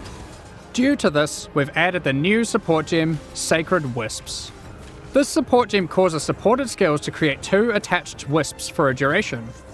With these wisps, whenever you attack, they have a chance to also use the same skill, if you have enemies in your presence. And if there are any rare or unique enemies, they will always use the skill. That leads us into all the other quality of life features we're introducing in 3.24, and there's a shitload of them. Many of these have been revealed in teasers already, but here's a quick summary. We've added the automation and call to arms skill gems, for being able to trigger instant skills and war cries without having to bind them to left click. Ja, aber ihr habt left click rausgemacht. You can now hold down control and left click to automatically apply certain currency orbs until they achieve the desired result, or you run out. For example, you can hold down fusings until you reach maximum links. You will be able to control, shift, click currency into a trade window to automatically move all of that currency at once from your inventory. Detonate Dead now has clearer telegraphing effects. When harvest crafting, the item hover will always be visible, so you no longer have to mouse back and forth to see the results of your crafts. When you use a Val orb on a map, the map no longer has a chance to become unidentified. Instead, it adds a new implicit. We've created a set of implicits that affect the areas in fun ways. Related to that, corrupted and mirrored items can now be identified. Breach hands now open upon approach, and no longer need to be clicked. Upgrades to Pantheon powers now apply to all characters in a league. You no longer need to grind divine vessels on each new character. Can't be identified. With harvest crafting, you can now re-roll Uber Elder fragments. Fragments dropped by the Shaper cannot be re-rolled into fragments dropped by the Elder, and vice versa. Regarding Betrayal, we're removing Ashling's crafting bench as a reward. Instead, Veiled Orbs now perform that function. They remove a mod and replace it with a Veiled mod. These orbs now drop from Katarina and are no longer a world drop. Flasks can now be corrupted by Val Orbs, giving random -10 to +10 quality. The capability to add extra quality to weapons, armors, and flasks has been removed from Betrayal. The Betrayal bench craft that converts an amulet to a talisman has been moved to Bestiary, and thus can be traded. Maven invitations no longer drop. Instead, when you have completed witnessing all bosses required to go to the Maven's arena, you can just talk to Karak, and he'll open a map device window with the invitation already in there. Ja, also bei Flas, aber bei anderen Sachen, bei Armor und maps so, that granted invitations oder musst now du get dann halt mit scattered. Fossils das machen? No more having to waste Guardian kills to try get invitations to drop. Next up, we're going to be talking about our new League supporter packs. Today, we're launching 2 new series of supporter packs, the Solar and Eldritch packs. Each tier contains the full pack's face value and points, alongside several exclusive microtransactions. These packs are only available for the duration of the Necropolis League, and will leave the store forever when it ends. As always, the microtransactions in these packs are purely cosmetic, and do not affect your character's power or progression in any way. The Solar series of supporter packs contains 6 exclusive microtransactions. The Cosmos weapon effect adorns your weapon with stars. Hitting enemies causes cosmic energy to spill out into the area around them. The Radiant Orb of Chance extra effect projects the outcome of items you've used an Orb of Chance on above your head. Remember to congratulate other exiles in town if you see them chance a powerful unique item. Shine boldly with the Solar Knight armor set. The power of the sun radiates from your body, getting more and more intense as you use skills and emitting solar flares as you run. With the Supernova level up extra effect, the dead will be raised from the ground around you, before being obliterated and turned to ash by an epic supernova whenever you level up. This one is my personal favourite. The Cosmic Turtle Hideout lets you travel the infinite expanse of the cosmos atop the back of a colossal turtle. Cool. Carry the weight of the sun on your back with the Solar Guardian back attachment. Witness it grow larger and larger as the energy of slain enemies is funneled into it. When it reaches its maximum size, it goes supernova and turns into a black hole, forever drifting throughout Rayclast. The Eldritch Pack series also has 6 exclusive microtransactions. Are you wondering if we moved the stash in the latest patch? Don't be fooled, because with the Mimic Stash Pet, players can transform into an image of a stash when in a town or hideout and scare unsuspecting exiles. This pet follows behind you with its terrifying hand-walking the rest of the time. The Shaper's Slam finisher effect sends slain unique enemies into a final abyss of unending darkness. The Eldritch Hunger armor set contains a beast that demands you to feed it by embracing your bloodlust. Watch it grow in power the more you kill until it bursts from the shell of the helmet. Are you able to satiate its hunger? The seed within the Corrupted Growth map device expands its grasp on your hideout, the more maps you complete on your atlas. Equipping the Headhunter character effect causes skulls of slain rare enemies to whirl around you like trophies. They become enraged when you are near a rare enemy you are yet to kill, wishing for them to join your collection. Witness a reality where the struggle didn't exist, allowing the Eldritch Horrors to settle their own conflicts with the Eldritch Horror Apparition effect. Which of the Eater of Worlds or Searing Exarch do you think will win? These packs are now available for purchase on both PC and console, and will remain so during Path of Exile Necropolis. Meanwhile, the Shade and Disciple packs leave the store forever at the launch of Necropolis League, so now's your last chance to purchase them. Thank you so much for your ongoing support. We're just about to start the Q&A with Ziggy D. Afterwards, we'll post Path of Exile Necropolis' full patch notes. With release at the end of next week, our community team will be posting crucial information you'll need for Necropolis' release. Keep an eye on the news. On release weekend, we expect to launch the new Mystery Box and this season's Kerax Vault Pass. Thank you for joining us today and checking out our latest developments. We're looking forward to doing some awesome Gravecrafts and conquering the new in-game bosses with you next week. We'll begin the Q&A shortly, so please get your questions ready.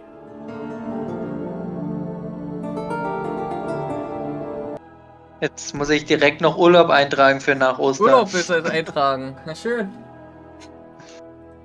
Ja, ich hab keine Zeit für Urlaub. Ich kann wahrscheinlich nicht mal während der Arbeit zocken. Muss mal gucken, aber also ich würde sagen, da waren jetzt einige Sachen dabei, die irgendwie extrem cool aussahen. Aber ich will eigentlich nicht jedes Mal, wenn ich jetzt eine neue Area betrete, da irgendwelche Effekte hin und her switchen müssen oder so. Ja. Oh.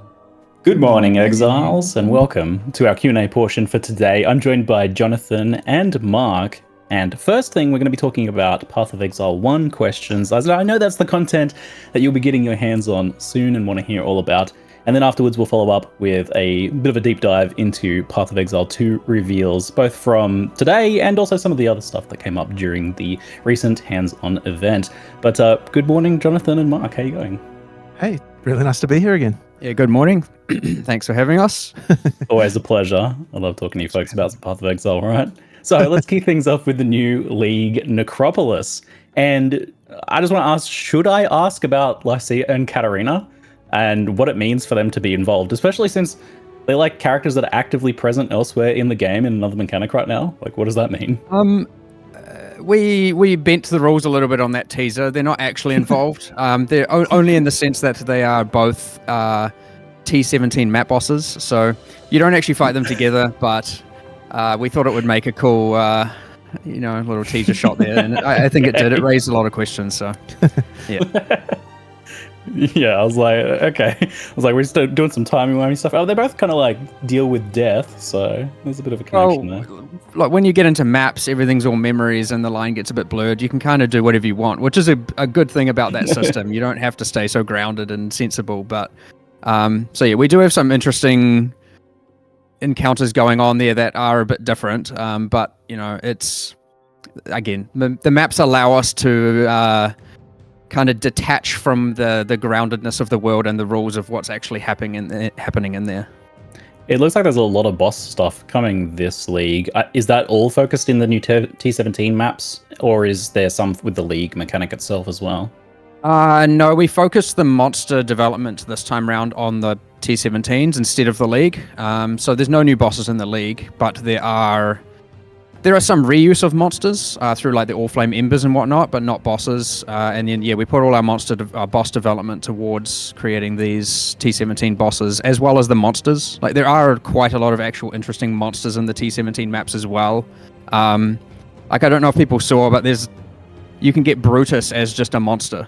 Like, he's not a boss. There are packs of Brutuses and, various other monsters throughout the non-notable ones, which will be quite interesting to see.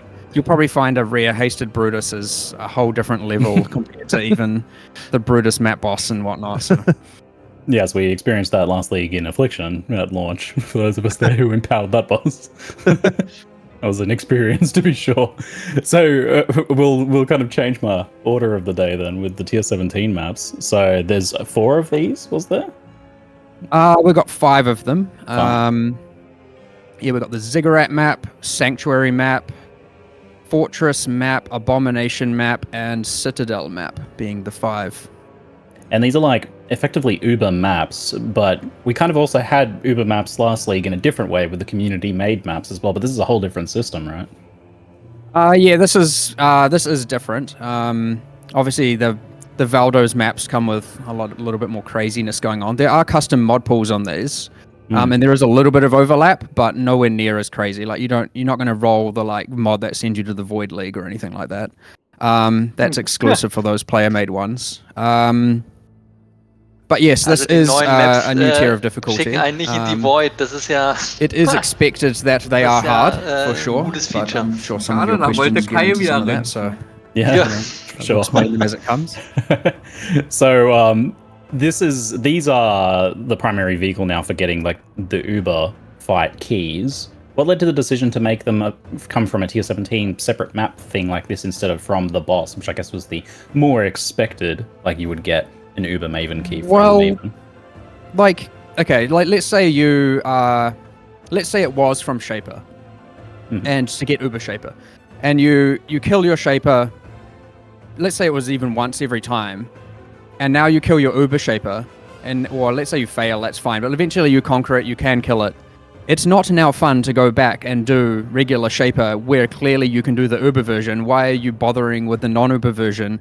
So unless you want a specific drop from him, it's not fun to go back and just do like a clearly lower grade quality. So we instead went with it going a different way where we have something that is ideally in between those 2 points of difficulty and has random variance. Like you'll find that some of the tier 17 map bosses with certain mod combinations are probably even harder than the Uber Pinnacles, depending on your character and all of those variables there. I wouldn't say that's going to happen entirely consistently, like it'll be occasionally the case, but it certainly isn't fun to just be like, in order to do Uber Shaper, I have to do this content that I have clearly proven capable of doing, and just repeating that over and over.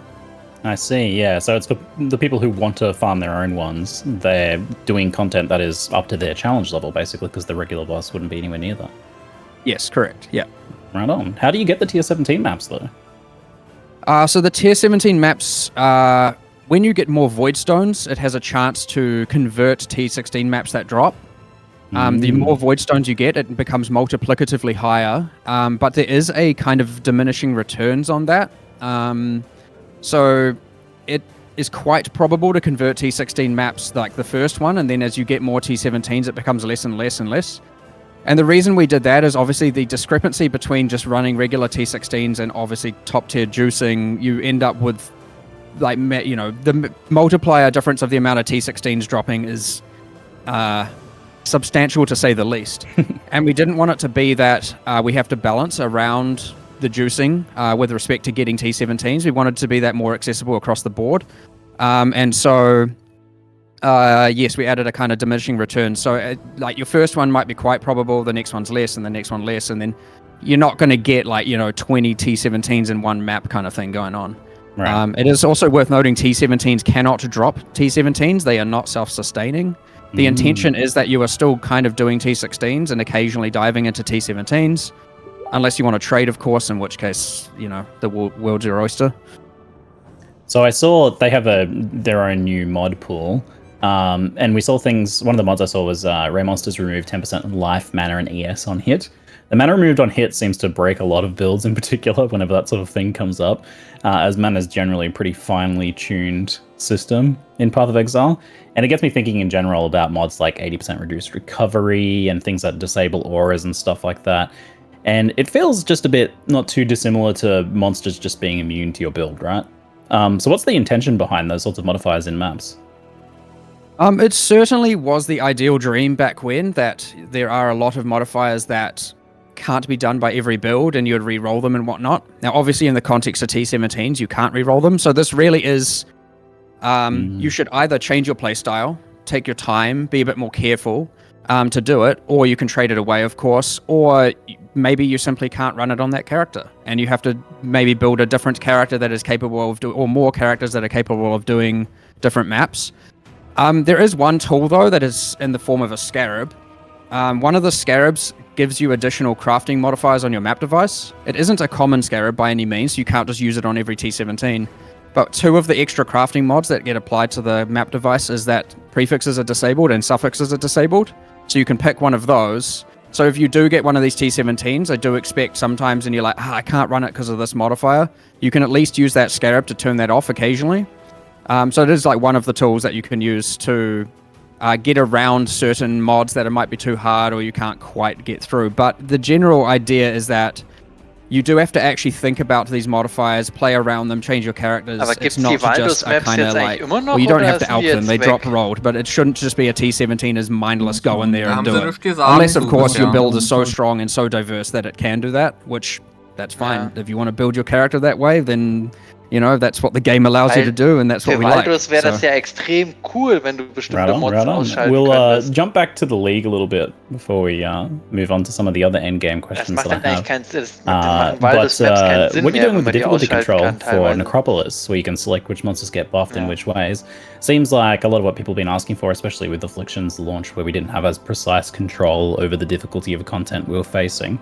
That said, how do you weigh up giving this level of control against things like adding to the time it takes to jump into the gameplay? I saw that this is going to take a bit of time to read through those things and shuffle the menu each zone. So obviously we like giving control, but yes, in this league you cannot skip the difficulty. Having the control is a way to make it easier or harder if you want, but you cannot skip it. If you just enter the area and you don't interact with the lantern, you'll get whatever randomly generates.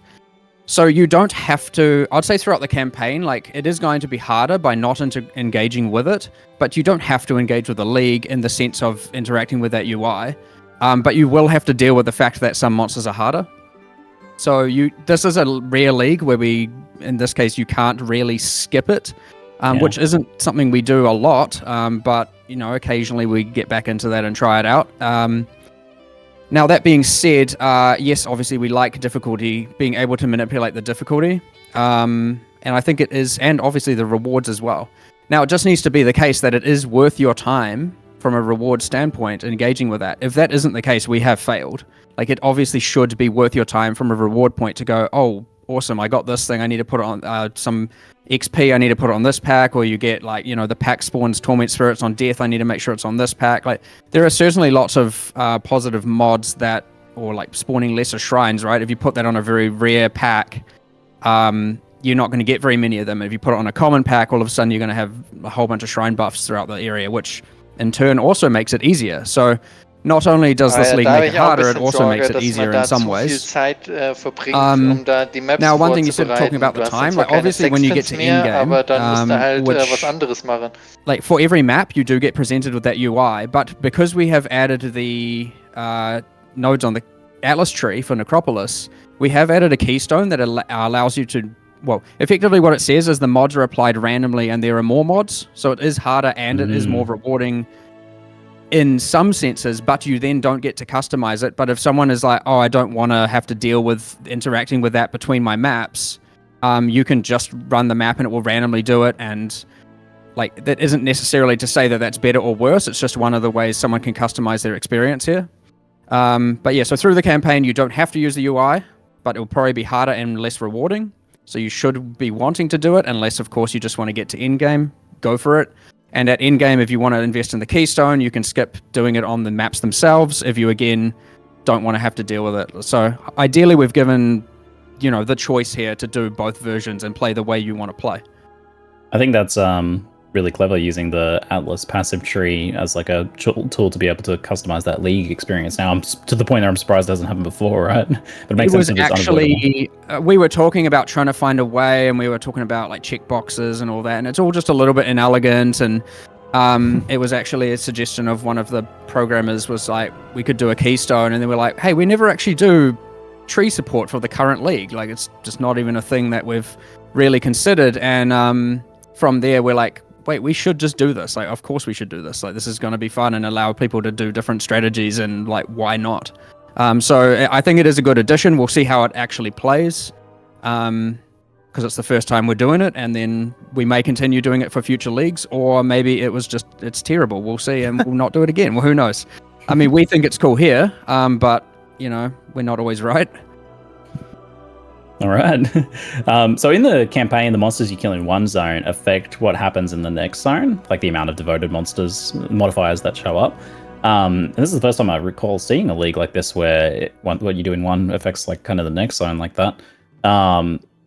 Does it work on like any next zone you enter, even like a zone reset of the same zone or somewhere in a different act or something? No. So this doesn't.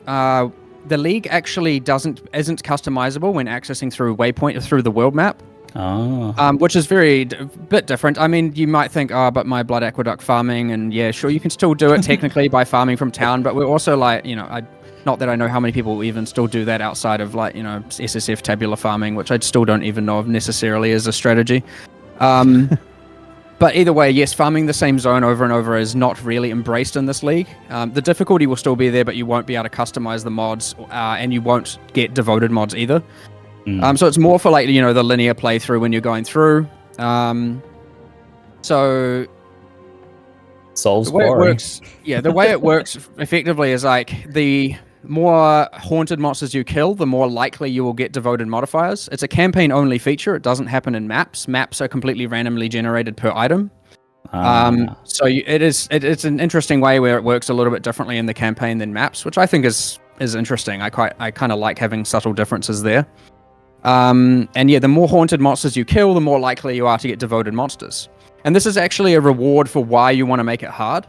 Because let's just using Mudflats as the example, if you put all the if you have, say, 2 out of 4 of the packs, or however many packs there are, have haunted mods, you might want to say, I'm going to make that easier and put them on the zombies and water elementals. But those are the least common monsters in that area, and thus you are less likely to now get devoted modifiers to appear when transitioning into either Fetid Pool or Submerged Passage. So you actually have an incentive to put them on the rowers and the other pack of rowers, because they are like the dominant monster in that area. Which is kind of interesting. So again, like, there are many pros and cons to controlling the difficulty and rewards.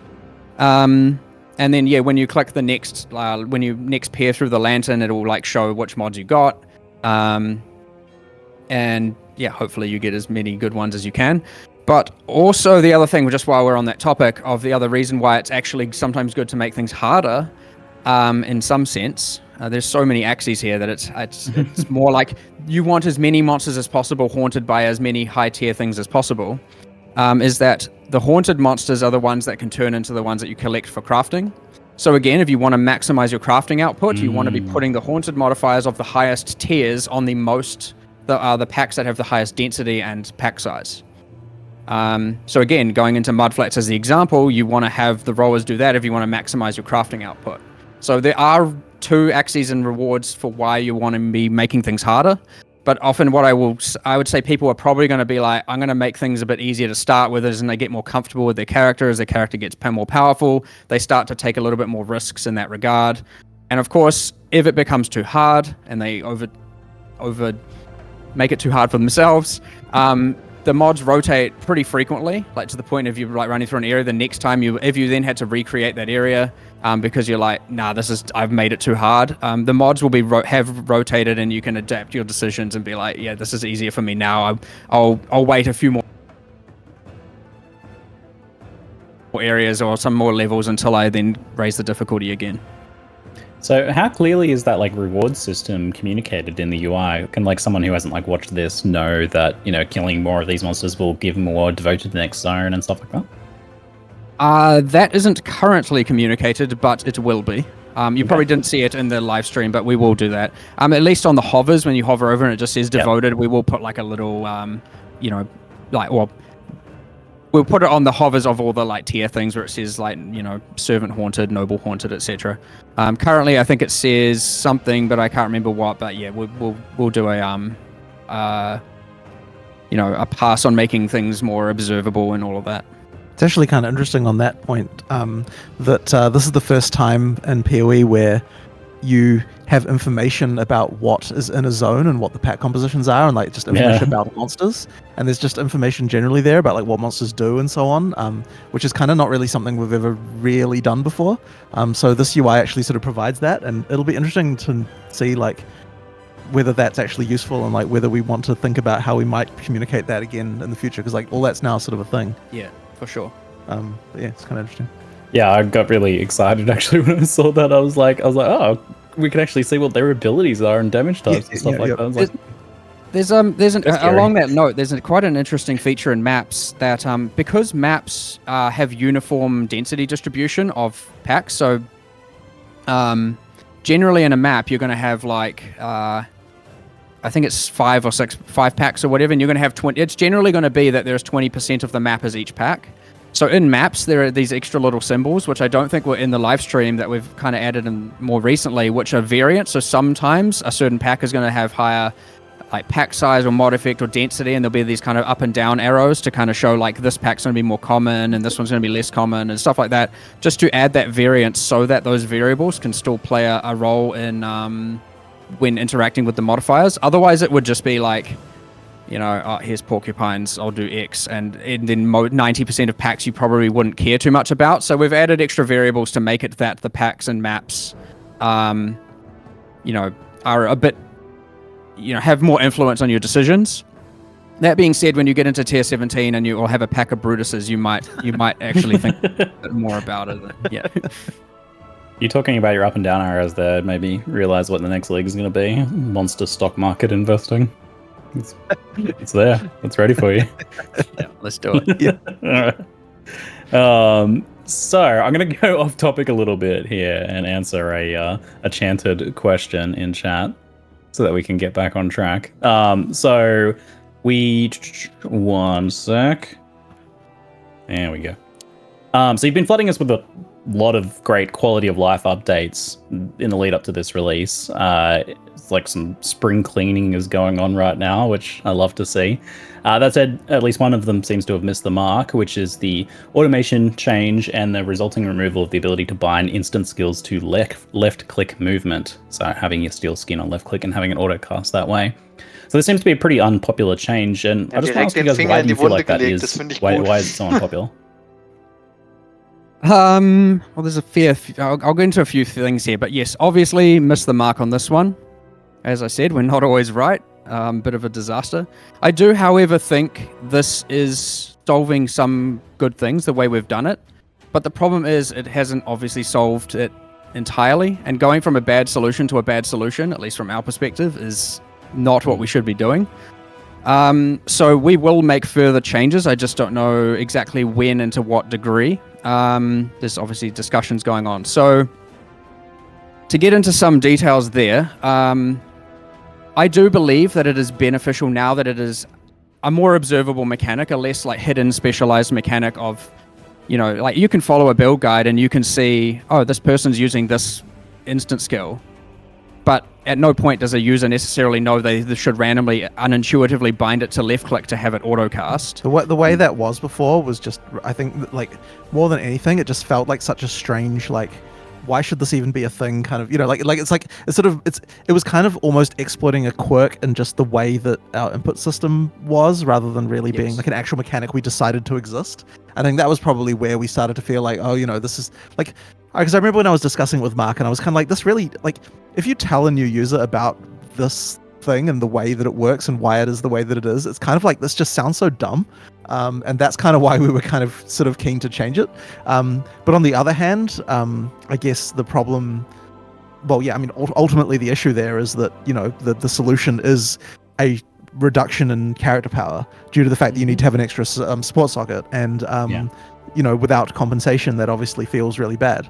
So I do stand by the, like, being able to have it trigger while stationary is an advantage, and being able to use multiple is an advantage. But of course, then we talk about more into socket pressure, right? Using multiple, unless you were already using multiple, isn't reasonable for most characters. So, and we can talk about all kinds of like what the actual solutions would be, but effectively, from my perspective, I come down to, if these things are just becoming passive skills, then why are they not just passive skills? That's what I've kind of come to recently. Like, we should probably take all of these, make them like, how is, say, Time of Need not different from Steel Skin? I understand one of them is regeneration and one of them is mitigation, but in the sense that, like, effectively what we're saying Steel Skin, Molten Shell, etc. is now every 10 seconds do something for Y seconds, which is exactly what a lot of our passives do. And so I was just thinking, like, we could move a lot of these into passives, and then what we could do is actually take what we originally intended for those skills and design awesome skills that are, because they were intended to be reactionary. And it'd be nice to actually design some stuff that is useful for that. Now, obviously, that's a longer discussion, designing the specifics of all the skills. But there are also some objective problems and balance problems that did happen from this outside of socket pressure. And I can at least cover some of them now. So I'll start with, General's Cry. Obviously nerfed by this, right? It isn't nerfed if you were to use it manually.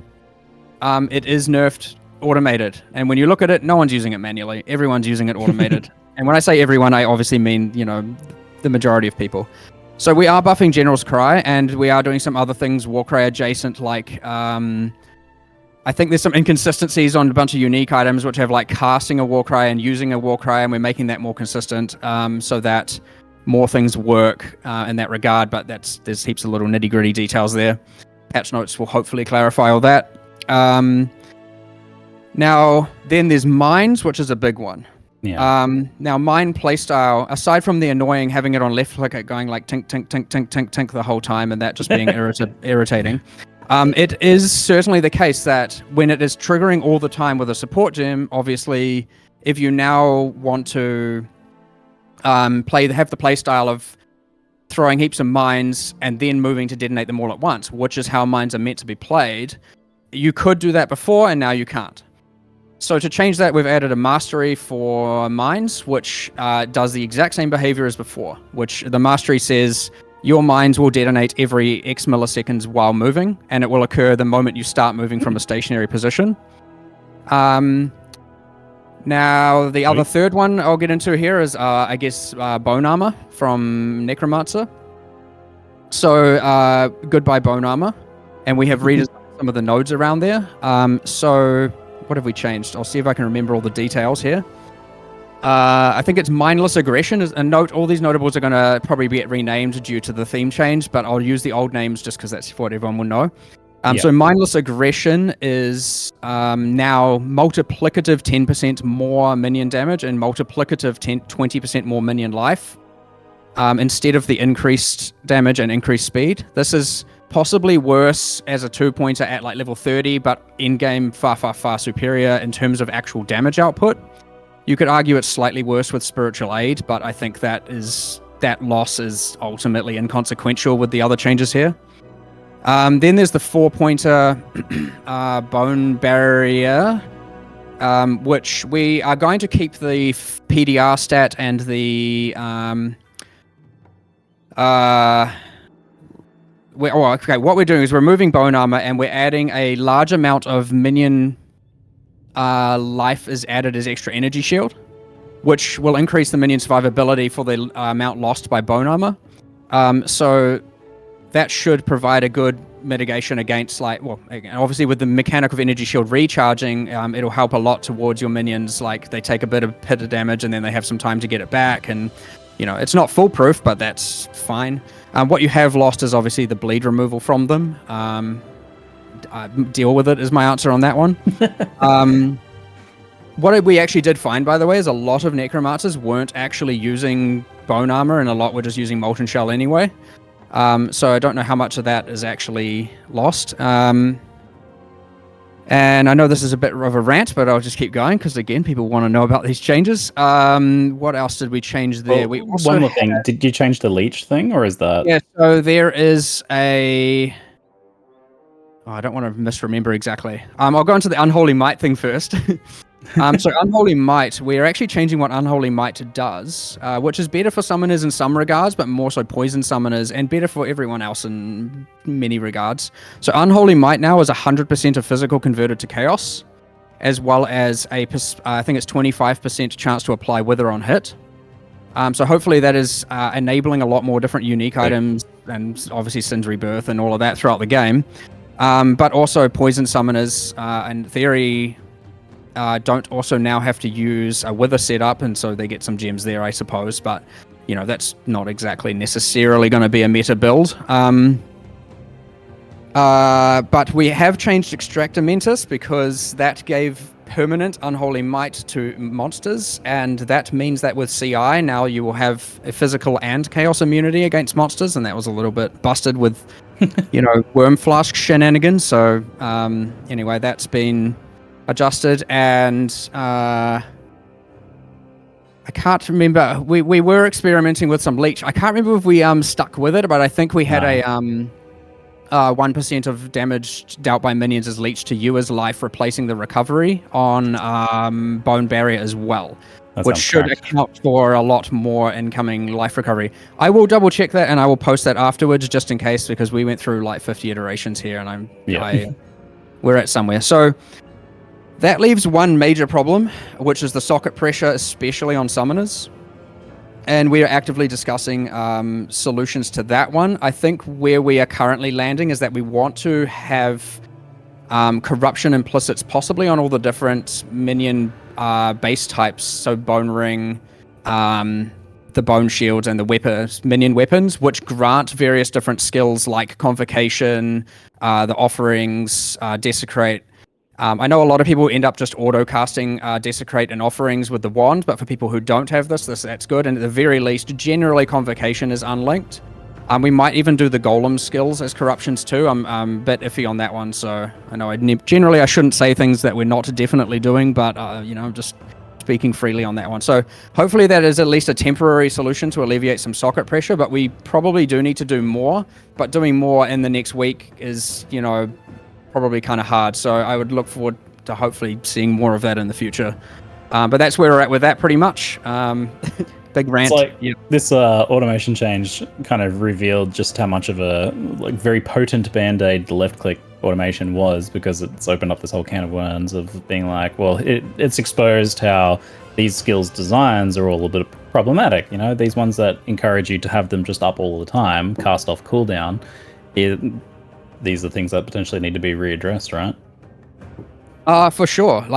This does happen a lot. Even if you look at the Pantheon change, which was one of the first quality of life things we announced, it's like, well, we're going to change this Pantheon thing. Surely that's good for everyone, not having to redo. And then all of a sudden it's like, but now I don't want to always have chill effect on and all this. And we're just looking at these things going, Pantheons equals positive buffs. But then there are all these niche builds and Johnny builds that end up with taking these upsides and turning them into, they become downsides, and so now we have to adapt another thing. Like often what happens is we change a system that we entirely think is positive, and yes, either because we've not given it enough time internally, or because again it's very hard for even 100 people to find things as quickly and as actively as the many hundreds of thousands of people. And so yeah, we find that there are things we then need to do afterwards to fix. So obviously we address the Pantheon thing by allowing you on a character by character basis to then disable and enable a Pantheon upgrades to fix a bunch of niche builds. But yeah, with a game as like expansive as part of Exile, with all the millions of different builds, it is pretty hard to change anything without affecting something. And in this case, it was just we made a change that affected a lot more than we had originally thought about. And yeah, we're doing a lot of solutions here, but there is certainly need for a much grander solution when it comes to that left click thing. But I think where we're at right now is probably pretty good. I am never ever going to be happy with the fact anyone feels like they need to do some sort of numlock shenanigans, or whatever the crazy strategies are. That is not okay, and as such, we need to. If that is still happening, we need to still fix more. Yeah. Yeah. When there's like one of these things where you change something and it's like, this will be good once we get these other things implemented down the line, do you feel compelled to maybe like hold off on the change until you can get it all done at once? Well, I think sometimes, but I think in this case, I think the lesser evil has been met, and yeah. I think that it is worth sticking to this one. Especially with us fixing all those actual objective problems with the balance and actual nerfs that occurred as a result of it. Sure, not every single use case is covered, but I think the other ones are nowhere near as consequential. And I do think it will actually play relatively well. But yeah, in some cases, yeah, I'm sitting there like, okay, do we revert that, or do we, aim to get all the fixes in? We're generally pretty fast with reacting to things like this. We generally can make changes pretty quickly. But yeah, it is a hard decision to make for sure. Like you definitely lose sleep over that one.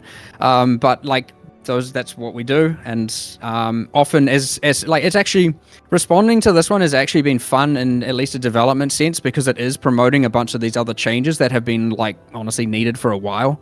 Yeah. Like especially when it comes to the socket pressure thing, like it is honestly unacceptable that we have not really addressed that in quite some time. So yeah, I mean, ideally, I can't promise by the end of next week we have the right answer, and I can't promise we're necessarily going to do something, but it is certainly something we are actively going to we have been actively discussing and will continue actively discussing the moment this live stream is finished. Yeah, like I said, it was such an effective band-aid that like ripping it off now has like allowed you to kind of get to the meat of some of these problems, which I'm excited to see what you do with these like skills that are all have this design where they were just chucked on left click, because hopefully we get some much more interesting skills out of it down the line as a result. Yeah, I agree. Already I have a lot of cool ideas. It's just a matter of now finding the resources to get them all in and whatnot.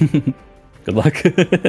So since we're on the quality of life topic, something that bugged me quite a bit lately is getting attacked while talking to NPCs, especially in Affliction. I didn't end up getting through all the lore because I'm constantly getting attacked. But in the preview footage, I even noticed, I don't know if you ended up using a different version, but the player had the issue of talking to the Nameless Seer and getting attacked by a mob. Have you guys considered using pause tech to pause the game during NPC conversations when you're otherwise defenseless, or maybe other solutions like making you untargetable during dialogue? I would say yes, at least especially in the context of PoE 2, which does have pausing. Is there any actual reason we can't add pausing to PoE 1? Oh, you're doing it again? Probably not. I know it's kind of been one of those things that we've sorry. It's one of those things that like we kind of did, and then we're like, well, I don't know. I'd have to talk to Reese and find out what limitations there were. We certainly were scared by it. When we first added it, it was like, this is going to break so much shit, but then it didn't really in PoE 2, so maybe it will. Yeah, I'm pretty sure. I can't see any obvious reason why it wouldn't be able to be ported over. You never know. There'll be something, but it's probably something we can work around. Right. I mean, the thing that does suck a little bit about pausing during NPC conversations, though, is that there's various triggers that occur, and so it won't. If we just enabled it like that, like it would break stuff like the Fairgraves quest, And like things like that, like there are some things that would break if we did that immediately, but like it's the kind of thing we would have to find a way to be able to pause, or like opt into pausing on some and not on others. There's also the question of other people in the zone, as well. Like there's like a ton of random things that would probably. The way our pausing works right now is everyone has to have opted into a pause for it to be paused. So. But I mean, technically in multiplayer, if you're in proximity like that, you can just be like, defend me to your friend, I suppose. But they might just run off and start trying to loot some stuff and leave you to die. But yeah, I guess the counter argument is like, what about things like having safe zones around NPCs? And I would say that I have yet to find many games that don't end up just having exploitative cases around that. And that would be a lot more actual work, What about the untargetable buff on the player while they're talking to the NPC? But it's the whole like I'm in a map and Alva's there and like, oh no, I'm gonna die or something, or like I just want to reprieve and I just go and like click Alva and then I'm like, oh phew, I'm safe now, and then I get in a world where people can log out. How is that like problematic? I mean, you're not wrong, but it feels like, well, at least logging out has a cost to the portal, right? Like I mean, it isn't quite the same, but in the sense that like. It feels exploitative, whereas logging out does not. Like, it feels like I'm cheesing some mechanic that's unintended for that. Like, I wouldn't want to do a solution that, I counter argue that comment because I think logging out feels exploitative. Whereas if you're talking to an NPC who protects you with a bubble because they have NPC magic, I'm like, that seems like an in-game thing. Like, that seems reasonable. I buy that, but also logging out in PoE 2, of course, will log you right back into where you were. Be careful now because you're going to get us talking into changing how logout works. Yep. I have to say, after the hands-on with PoE 2, I love the pausing and the reconnecting you exactly where you were if the game crashes or something. Which turned out to be very beneficial during the test we just did, considering the number of crashes there still were in the build. But it happens. At least you could log back into exactly where you were and just continue. It certainly helped. Yeah. All right. Sorry. Something there will be a solution to your problem, is what I'm saying. Right. And pausing might be one of them, and otherwise we'll engineer and design some other solution. Like, there will be something, but yes, it has come up quite a bit recently just because of the scope of PoE 2. And generally, when we're discussing that stuff, we do also think, well, if this is a problem in PoE 1 as well, like, what are we doing? Like, let's fix it. So it'll happen at some point. Sweet. Before we go back to the league, we'll talk about the other kind of quality of life related thing, which was the announcement of the Ashling crafting change. So we've been wanting itemized Ashling crafts for quite some time, which is pretty awesome that we're getting that now. But it seems strange to me that it was at the cost of the current Veiled or Chaos style effect. That especially was a really nice mid-level entry crafting option for a lot of players. So to have that removed seems like quite the bummer, as you had the more random but more accessible version versus Ashling's much more deterministic but more expensive, more costly version. So why did you get rid of the regular Veiled effect? I mean, I wouldn't say the intention's to just get rid of things, but I also kind of don't see it as a loss to be able to kind of, where possible, not retain every single little crafting thing. I would say that the crafting is, at this point, like, quite bloated in a sense of, like, it is quite hard for someone who isn't reading into and studying profusely to figure out exactly how to craft the best item. And that's not necessarily a problem, but taking the opportunities to remove something that is honestly just bloat at some points is a win, especially if we can find a way to bring it back into the game a different way that feels a bit more core and fundamental. And maybe you'll find that with, say, the Necropolis crafting system. Like, that is, in theory, a start to end game meant to be crafting. You can do crazy stuff at the end. You can do really simple stuff mid-game, early game. And then, obviously, when we then go to say, is this coming core? Like, how do we want to do it? If we want to do it, maybe it's absolutely busted in so many ways that we don't want to. We'll see. But there's always more crafting things we're adding. Like, you don't have a shortage of different crafting things in the game. Like, it's certainly a little bit out of control in a good way and in sometimes a bad way. And more are going to come. So I wouldn't worry about losing something like that in the short term, especially when, you only need to wait a league or two for things like that to come back. And there are always just so many other ways to craft your items. I don't think losing that is ultimately fundamental, and the win of having obviously it be tradable is huge. I am very much trying my best to get around as many of the services as opposed to trades. We're doing a lot 100%. as much as possible. Like I eventually want to make sure we add a thing where for even mirroring items, even though that's like the nichest of the niche in the game, we're talking about, the select few. I do want it to be that, there is a way that you can do that without having to trade your items to someone. So there are a few designs there even, and, hopefully we will eventually get rid of as much of that as possible, especially when it comes to trusting someone with your item. I don't like that at all. So yeah, we'll hopefully work around, but obviously like services like boss kills and all of that, there's not really a lot you can do about that. That's completely fine, but when it comes to actually like loaning someone your item, I'm certainly not kind of in favor of that thing, and so yeah, hopefully we can see the removal of the rest of those in due time. But yeah, I'm super keen on those changes. So if the thinking is to kind of like slim down on some bloat, I certainly don't disagree that like the crafting system might have like a bit much going on. I think in this particular instance, the reason why you've seen this reaction to it is this particular one little aspect of bloat. It was actually kind of like used in almost every mid-level craft, so it feels a little bit jarring to see it removed, I guess. Fair enough, and I guess the answer there is Necropolis will provide one of the most in-depth crafting systems we ever have, and you could argue about Standard League. Ich wusste nicht, dass das jetzt so lang geht, und dann wollen die auch noch über again, Path of there is deal Exile with it, 2 reden, und erst then dann later kommen on die there will be more Patch Notes. crafting Das dauert ja noch systems ewig. and more new things and more interesting things. So. Heute ist kein Schlafen. I'm not gonna lie, I'm super excited about the Necropolis crafting. I was stoked. The thing I said after last league, I was like, you guys have to do like some sort of crafting league this time. I feel like it's the only answer to like the whiplash of previous league. So let's talk a bit about that actually. So Affliction was a lot of people's potential favorite league, maybe mine. Was certainly extremely rewarding. Why do you think it was so popular, and were you worried about kind of like coming into this league after that, the correction, effectively? Why do we think it was so popular? I mean, obviously, at the start, it kind of wasn't in so many ways. It was certainly too difficult. We certainly messed up a bit there. Once things were kind of fixed and once people kind of got their heads around, or around the difficulty of the character builds to handle the difficulty, yes, it became Magic Find Ruckus League. Why was it popular? I mean, it was different. It's not something we had done before in so many regards. It was using new art, and obviously it had bosses, it had all of the stuff, it had so many different kind of reward arcs, and existing old ones put into it, like the omens and all kinds of little things. It just had heaps of little detail.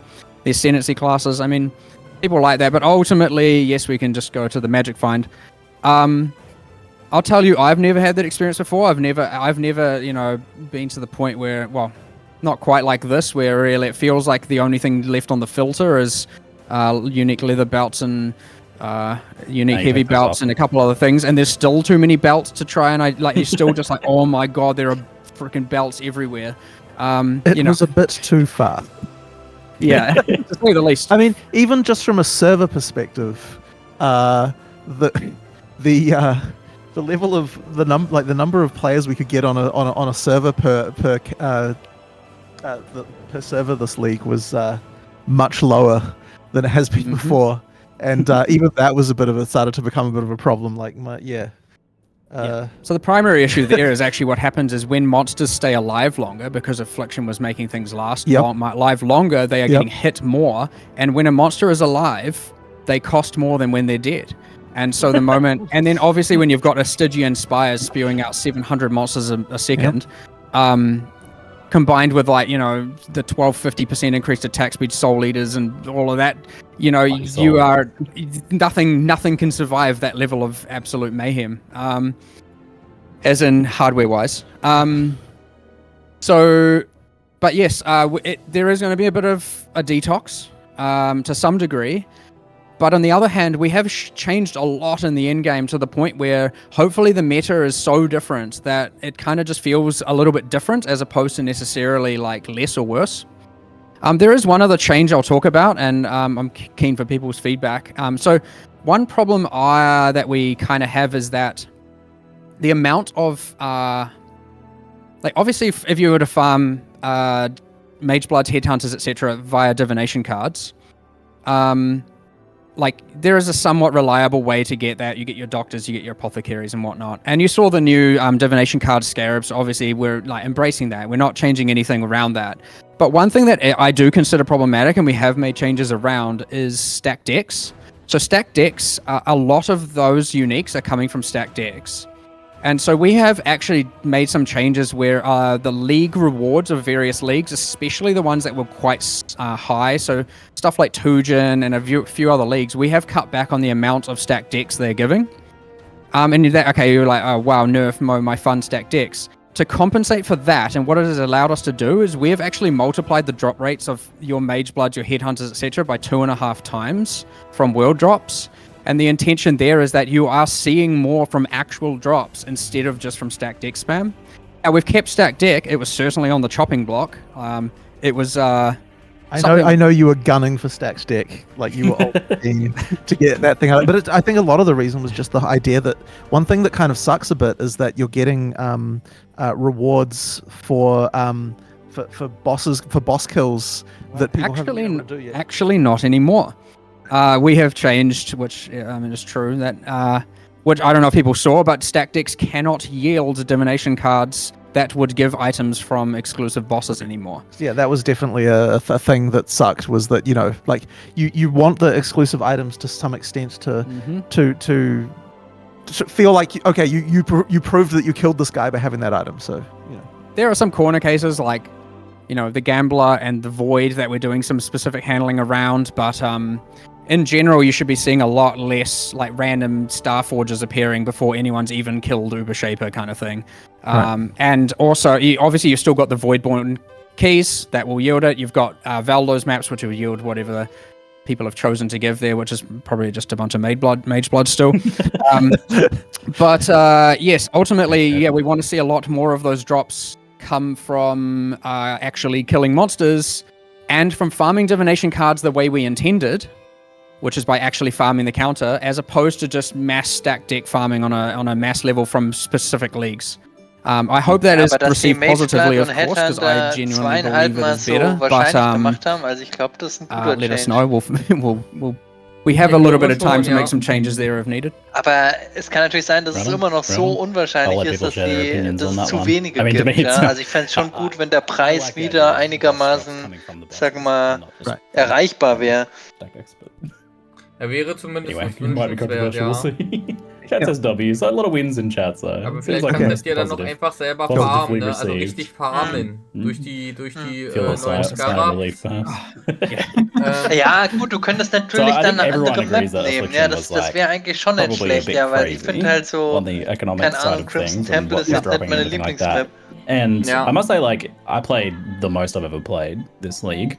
And I was getting to the point, like, in that 2 months phase where I was, like, doing things and creating builds and doing content that I just hadn't done before, and I think a lot of players had that same experience. And looking at the overall economy, I expected with how crazy the league was for things to be ruined, but I guess that term gets thrown around a lot when an economy is different, but the like end result felt really positive for most people.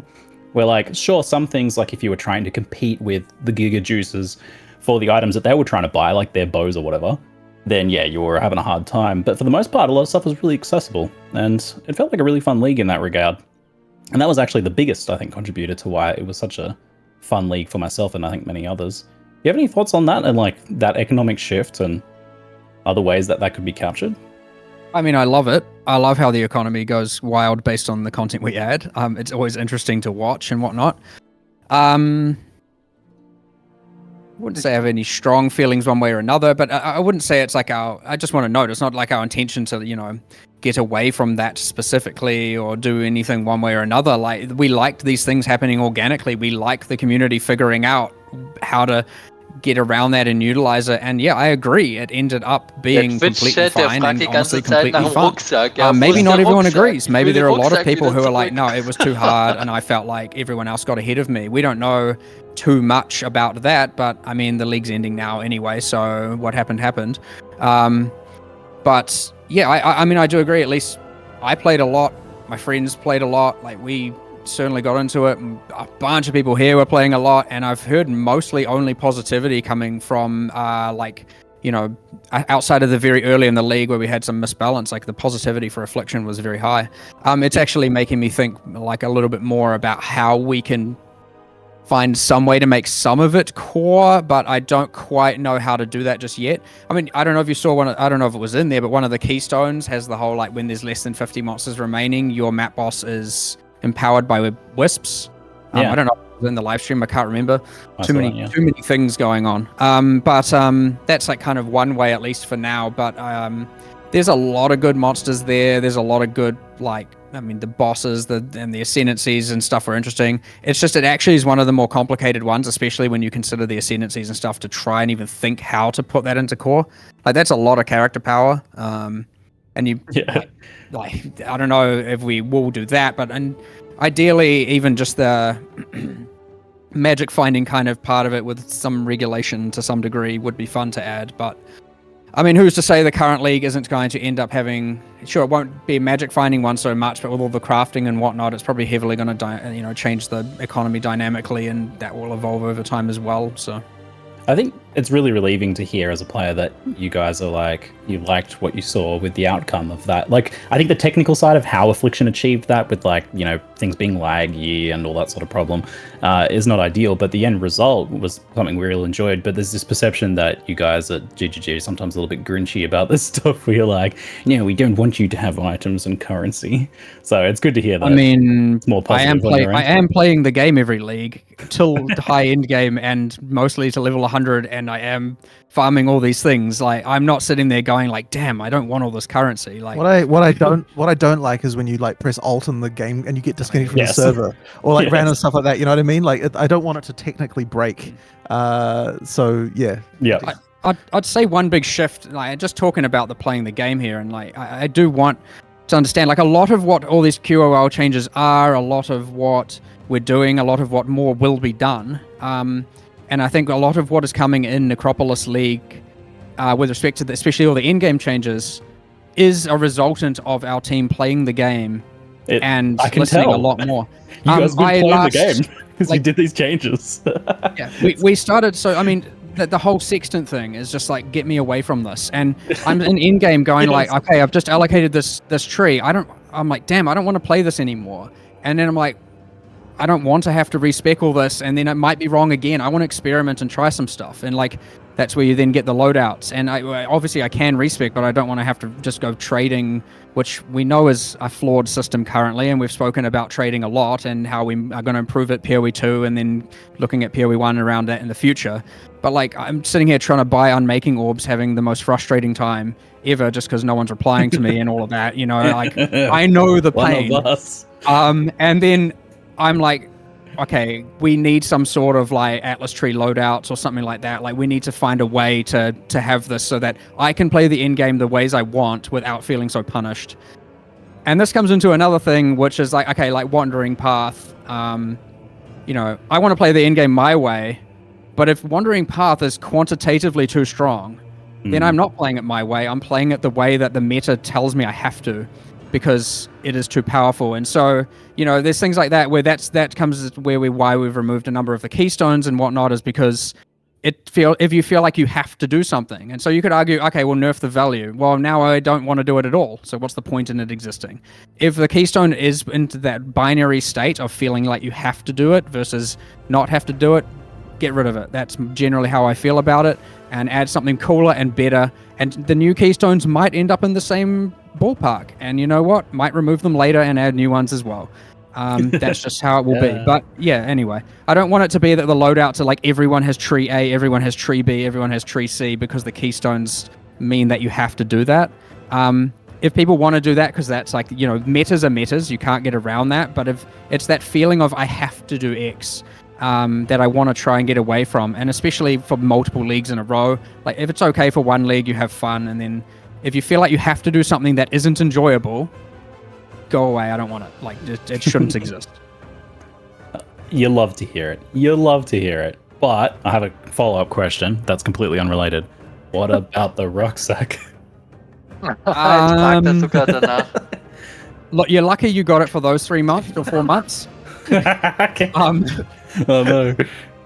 I just no. Ultimately, you might see it back one day, but like, you know, I'm honestly surprised that Chris was even okay to even let you do that. I don't think he was okay with it. Really? I think I snuck that. You stuck that one in without. Well, you weren't okay with it either. Like, I wasn't okay. We had a massive argument about it. Oh no. I assumed that Chris approved it. He might have. I don't remember, but like, anyway, the luxury of the leagues is we do get to try these things for 3 or 4 months. And the importance is when we do something that we are reluctant about or we are in disagreement about, is that we do reevaluate it at the end of that and decide, are we keeping it or not? And it is a firm no on this one.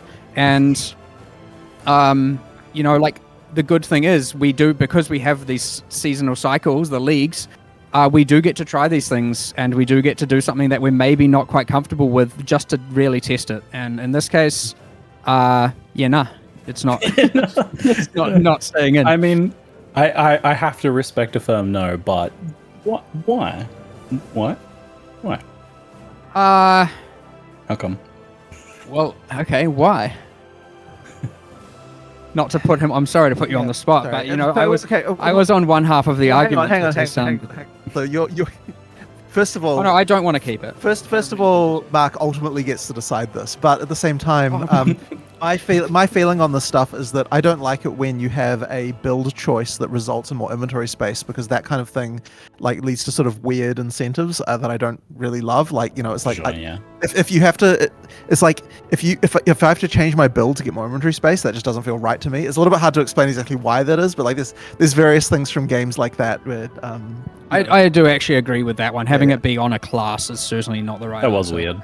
I also just personally don't think... I think inventory space limitation is a good thing. Right. I think that pressure is good, and I don't have a personal problem with playing with it.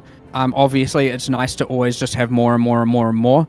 But I do think that pressure is interesting, and I do think it is important to have pressure on how much you can pick up and leave a map with. Especially after Affliction, I was leaving every map with a full inventory going like, holy, there's more things I want to take and I can't, and literally there's stacks and stacks of currency on the ground I can't pick up. But I think that is healthy and good, and it makes you make the good decisions. I don't disagree with that, but I don't think this was actually about the space. The reason why everyone loved the rucksack was that it was a separate space that allowed it to be much easier to manage things like your map rolling currency and your scrolls and just that random shit that fills up and clutters your inventory that you constantly have to deal with when you're shifting stuff over to back and forth your stash. There's a real problem there, a quality of life problem that the rucksack inadvertently addressed, and that's why people loved it, I think. Fair enough. There are some...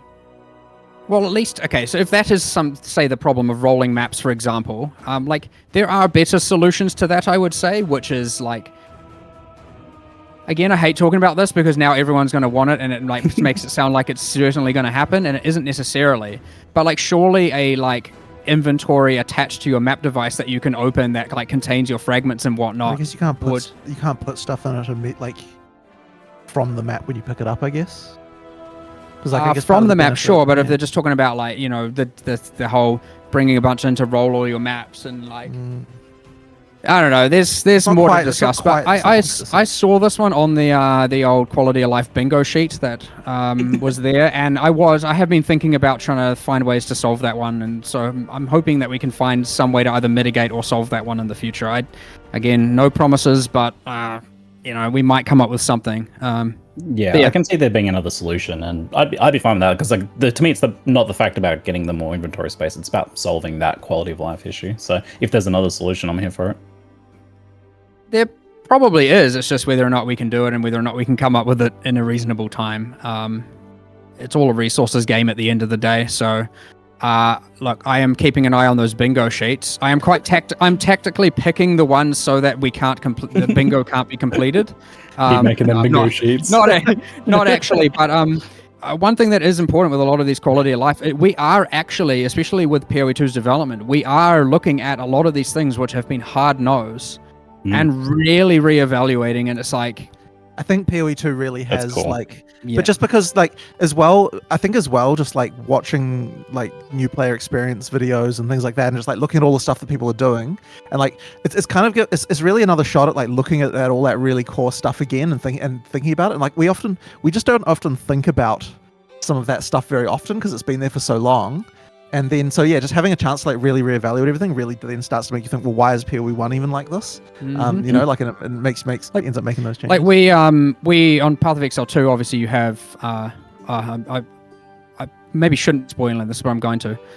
We have on Path of Exile 2, we obviously have no more portal scrolls, and I'm not saying that we're doing that in PoE1 just yet. However, well, I say just yet, maybe ever, but however, in PoE1, what we are adding is, and it's come from the bingo sheet, is a bind key to just instantly open a portal that you can bind, and you don't now have to open your inventory to do it. I think having to open your inventory during a boss fight or something is not... Look, with pausing, that's kind of more acceptable because you can now pause, use the portal, and you don't risk danger. But messing around with that in the midst of combat is not something that you should really have to be doing. And the changes to PoE2 portals is what really made us reevaluate that. So yes, in 3.24, we'll do the classic video probably after this or next week or some with us actually showing how it works. There will be a bind for instantly opening a portal, assuming you have a portal scroll in your inventory. Sick. Yeah, love to hear it. All right, that's fantastic. There's been another thing that's been mentioned a lot in chat, which is, do you have any brief comments on the state of some of the lesser used ascendancies, like Gladiator, for example? Any potential reworks or improvements coming to them? I certainly want to. I always love doing that. And last time, obviously, with Chieftain, we missed the mark, but now during Affliction with the League meta, obviously Chieftain grew into fit a little bit with Fulcrum and whatnot. So, it's kind of interesting that in last live stream we discussed that one not really hitting where we want, and now it's got a lot more uses, and maybe this coming League it'll have a lot less uses. We'll see. It's quite fun how the League changes what people play. However, yes, ascendancy class balances are nice. Effectively, we just have to, again, look at what resources we have and decide how much we can do and where we want to target it. We have a big discussion towards the end of each League development and think, what are we going to do next? Look at the problems, look at what we want to do. And we have a list that's bigger than we can do. And often those things are on that list and we have to weigh, are we going to do option A or option B? And sometimes balancing an ascendancy class is overall less gain for the players than something else we want to do. If you would rather multiple Atlas trees and or a Gladiator rebalance, I would hope to think the majority of people are going to be picking the Atlas tree feature. Maybe not everyone, but again, it's better for the mass, and thus that is what we do. So yeah, it is a resourcing issue at the end of the day. You can only do so much with what you have, but we do a lot. Don't get me wrong. But yes, we would get there eventually. It will come up in one of the things, and it is something that we will commit to. Fantastic. All right, we're going to wrap up Path of Exile 1 Q&A now. Thanks for the very long discussion session. I feel like we could chat about a lot of this stuff all day. Another thing I could talk about all day is Path of Exile 2. We're going to now be talking about Path of Exile 2, both the new reveals from today and some broader questions also. Bei Path of Exile 2 bin ich auf let's jeden Fall dive raus. into it. The star of the show today was the Ranger, which I had the pleasure of playing at the for a few hours myself, and it really showcases how much the impact of the WASD changes that movement system has had on the overall design of the game and skills. And I imagine now you've just gone back and had to look at a bunch of different skills and think, how do we change this now? Ich bin ja überlegen, ob ich Explosive Arrow and honestly, Element it wouldn't be spiele. Incorrect to say that Aber the ich will ja wissen, ob das eine WASD gute Idee change ist oder nicht. Und da muss ich ja in die Patch Notes partially reingucken. responsible for the delay of PoE2 in some ways. I thought so. Because after we changed that, it's oh geez, and it's I almost knew this would even. It's as soon as I was playing it, I'm oh man, there's going to be so many things people are going to want from this. And it's you do something like that, and then now every class has to change a lot. And we haven't, I think, even yet still fully explored all the implications of that around for some of the different classes.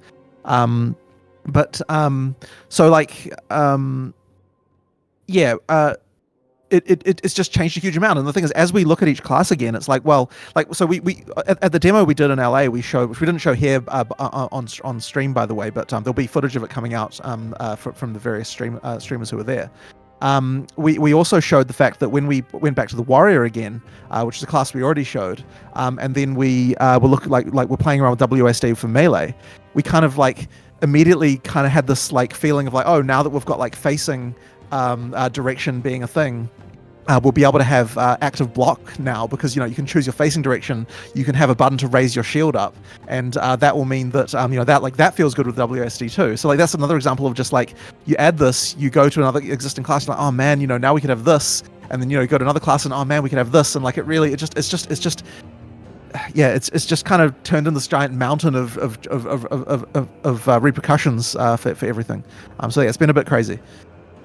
It seems like it's a really good option now for you to distinguish the classes and the skills further now too, because you can have like the slippery, elusive ranger where nearly all of its skills can be shot while moving, or you have the warrior where nearly everything is a bit more stationary, a bit more explosive in that regard.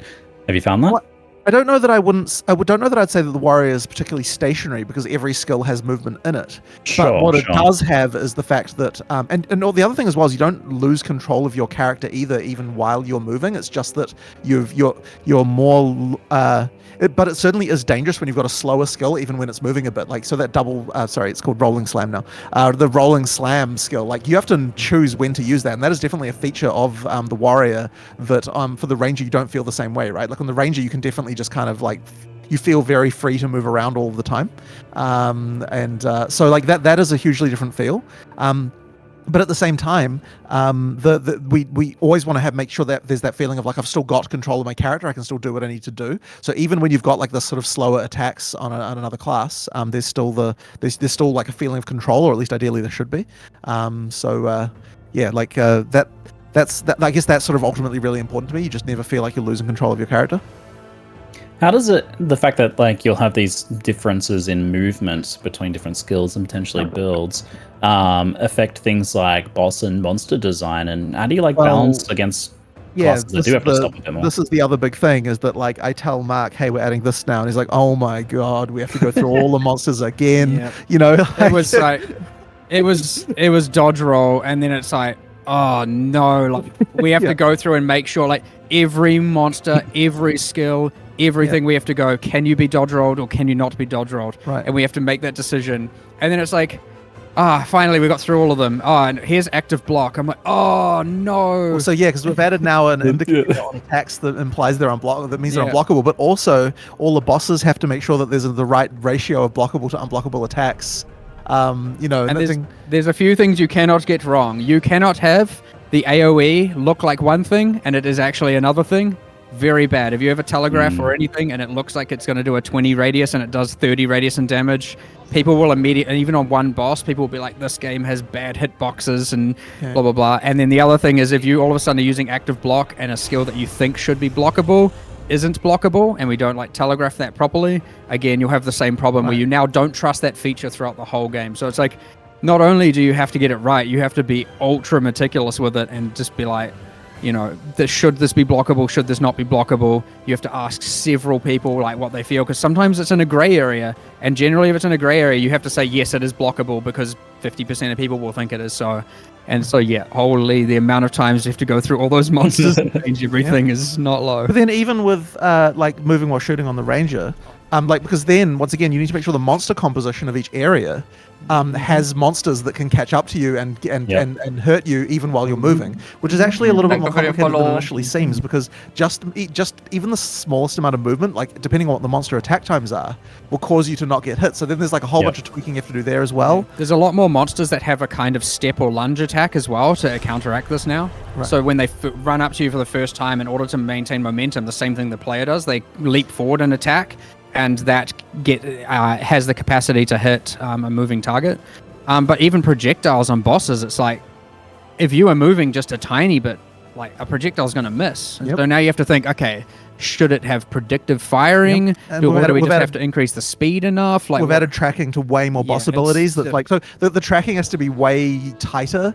Even with the first boss, we had to upgrade the tracking to to target you so that you have to dodge roll way towards the end of the attack, because then the moment you've got moving while shooting on one class, it's like, well, that means that that class was just trivially moving away from that ability. So suddenly the boss tracking has to get an upgrade, and like everyone kind of has this thing, but the repercussions have just been immense. But I think it is worth it. Oh, it feels so much cooler and so much better when we get that right. Like 100%. Yeah. That was going to be my response. Like with the hands-on, like the boss fights, they feel incredible. And I noticed what you said, where you have to you really have to get good at skilling the dodge, because it needs to be right before it goes off, not the early dodge, which is something I'm much more used to doing. And in Path of Exile 1, you only get hit when you stop moving, so I can see how that was like an issue here. We are certainly getting away from the just run in circles for 99% safety. And I think that is an absolutely amazing thing. You still kind of run in circles just because you do dodge generally in one direction over another. But it's not just I am 100% safe while doing orbits around monsters or a boss. There's a lot less of that, which again makes everything just feel way more engaging, and you can't just... I mean, if you want to pause, you don't need to run in circles now. You can just pause and take a breather. I know this is blown out the beta dates for you, and it's been a lot of work, but the net result here should be far, far better. Well, I certainly think so. It's just, I felt really bad about missing that deadline, but it's at the end of the day, if we have found a game that is better than the one we were making before, then we have to make that game instead of what we were making before, regardless of if it pushes the date out. So that's ultimately, I think. And to be fair, it wasn't just that. There certainly when we came to do polish, and it's interesting actually going back in. So it's been so long since we really polished the start of a game before. And it's weird bringing back all the memories of what we actually did back in the early days of PoE 1 that I'd actually totally forgotten about, all the little details about actually doing that again. It's actually kind of really interesting going back again and doing it. But I had forgotten what it takes to get the start of a game to feel good, and it took longer to get Act 1 to a right state than we expected. The annoying part about it, especially, is that we kind of only really realized this as we had kind of, I would say probably a month and a half ago, that this wasn't going to happen in time. And we had already booked in everything for the event that you went to, and then now we were in this ultra crunch scramble of we have to get this to be good enough for all of these influencers who are going to be playing the game and recording it and so on, and ready for that. And I think that even what we delivered there, even though I think it was great if you played in a similar way to what we have been, or things like that, there were actually some balance holes you could fall into that meant you had a really bad time. And I do worry that some people kind of fell into those holes and just didn't end up having a good time with it because of that. And so that's kind of probably one of the more eye-opening things to me is there was way more variance in the experience than I was hoping for. Some, as I said, just some people just ended up with the not finding good items, not find or just the skills they happened to pick, the combinations that were ones that just didn't work as well as others and things like that. And so that's a bit unfortunate. But if you did have the good experience, I think that there were certainly people there who got the experience we wanted to show them, and it's really good to see that anyway. So hopefully you're one of the people who sort of found that you had some good stuff going on. But I'm obviously very interested to hear more about your feedback in particular.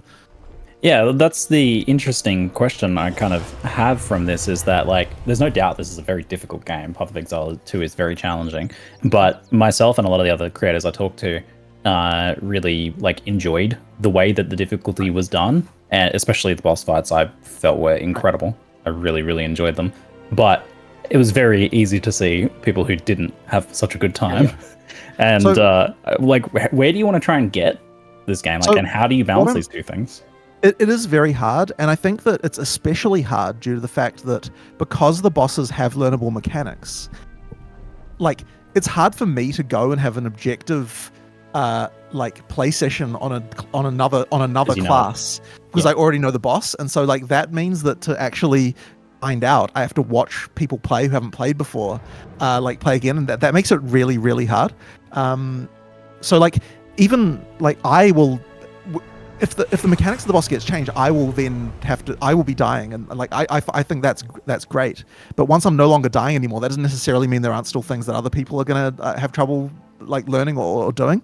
But I think the worst one is that and I think people ran into here as well, is that there's something about the item system in PoE 2 now that's leading to too much variance.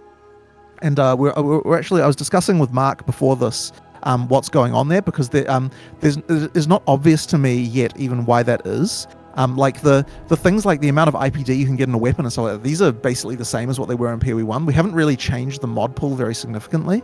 So like there's not a lot of changes there, and yet the experience that people are getting with regard to whether their items are good or not, seems like the variance seems to be higher. So I need to like find out what's going on with that and like see if I can address it. But I think that what it might end up being is that we have to try it. Like it can be subtle stuff like to do with quest rewards or what's going on with the shop and things like that. We can give people tools to be able to fix their own itemization problems, so they don't fall into the whole like I just didn't find a weapon, like that kind of problem. Like it really sucks. I think it's the issue of small sample size, right? Not in terms of the number of players, but in terms of the number of items you're getting. Like there's a scarcity to the items in PoE 2, which ich glaube, das große Problem ist, viele interessiert PoE 1, PoE 2 ist noch nicht raus. Ist alles immer nur so gefühlte Theorie-Bubble. Ja. Und ich glaube, das Problem ist auch bei der Länge des Streams. Also diese ganze FAQs, das ist ja länger als der ganze Akt, was sie vorgestellt haben. Also ich finde, zeitlich ist das nicht gut gelungen. Muss ich sagen. Also, das ist meine Meinung. Ich finde eigentlich immer eine Frage-Antworten-Runde eine lange gut. Aber da sie gleich 2 Spiele haben und gerade die Leute auch auf die Patch Notes warten. Ja gut, aber die wissen natürlich, wenn sie die Patch Notes bringen, dann abgelenkt, klar. Guckt keiner mehr zu, ja. Ja. Aber ich meine, es ist ja okay eigentlich, gell? Ich weiß nicht, ich finde es halt immer schwierig, für irgendwas gehypt zu werden, was halt irgendwie in 5 Jahren kommt oder so. Das ist schwierig, ne? Ich meine, das ist wie wenn ich von World of Warcraft das drittnächste Add-on rede.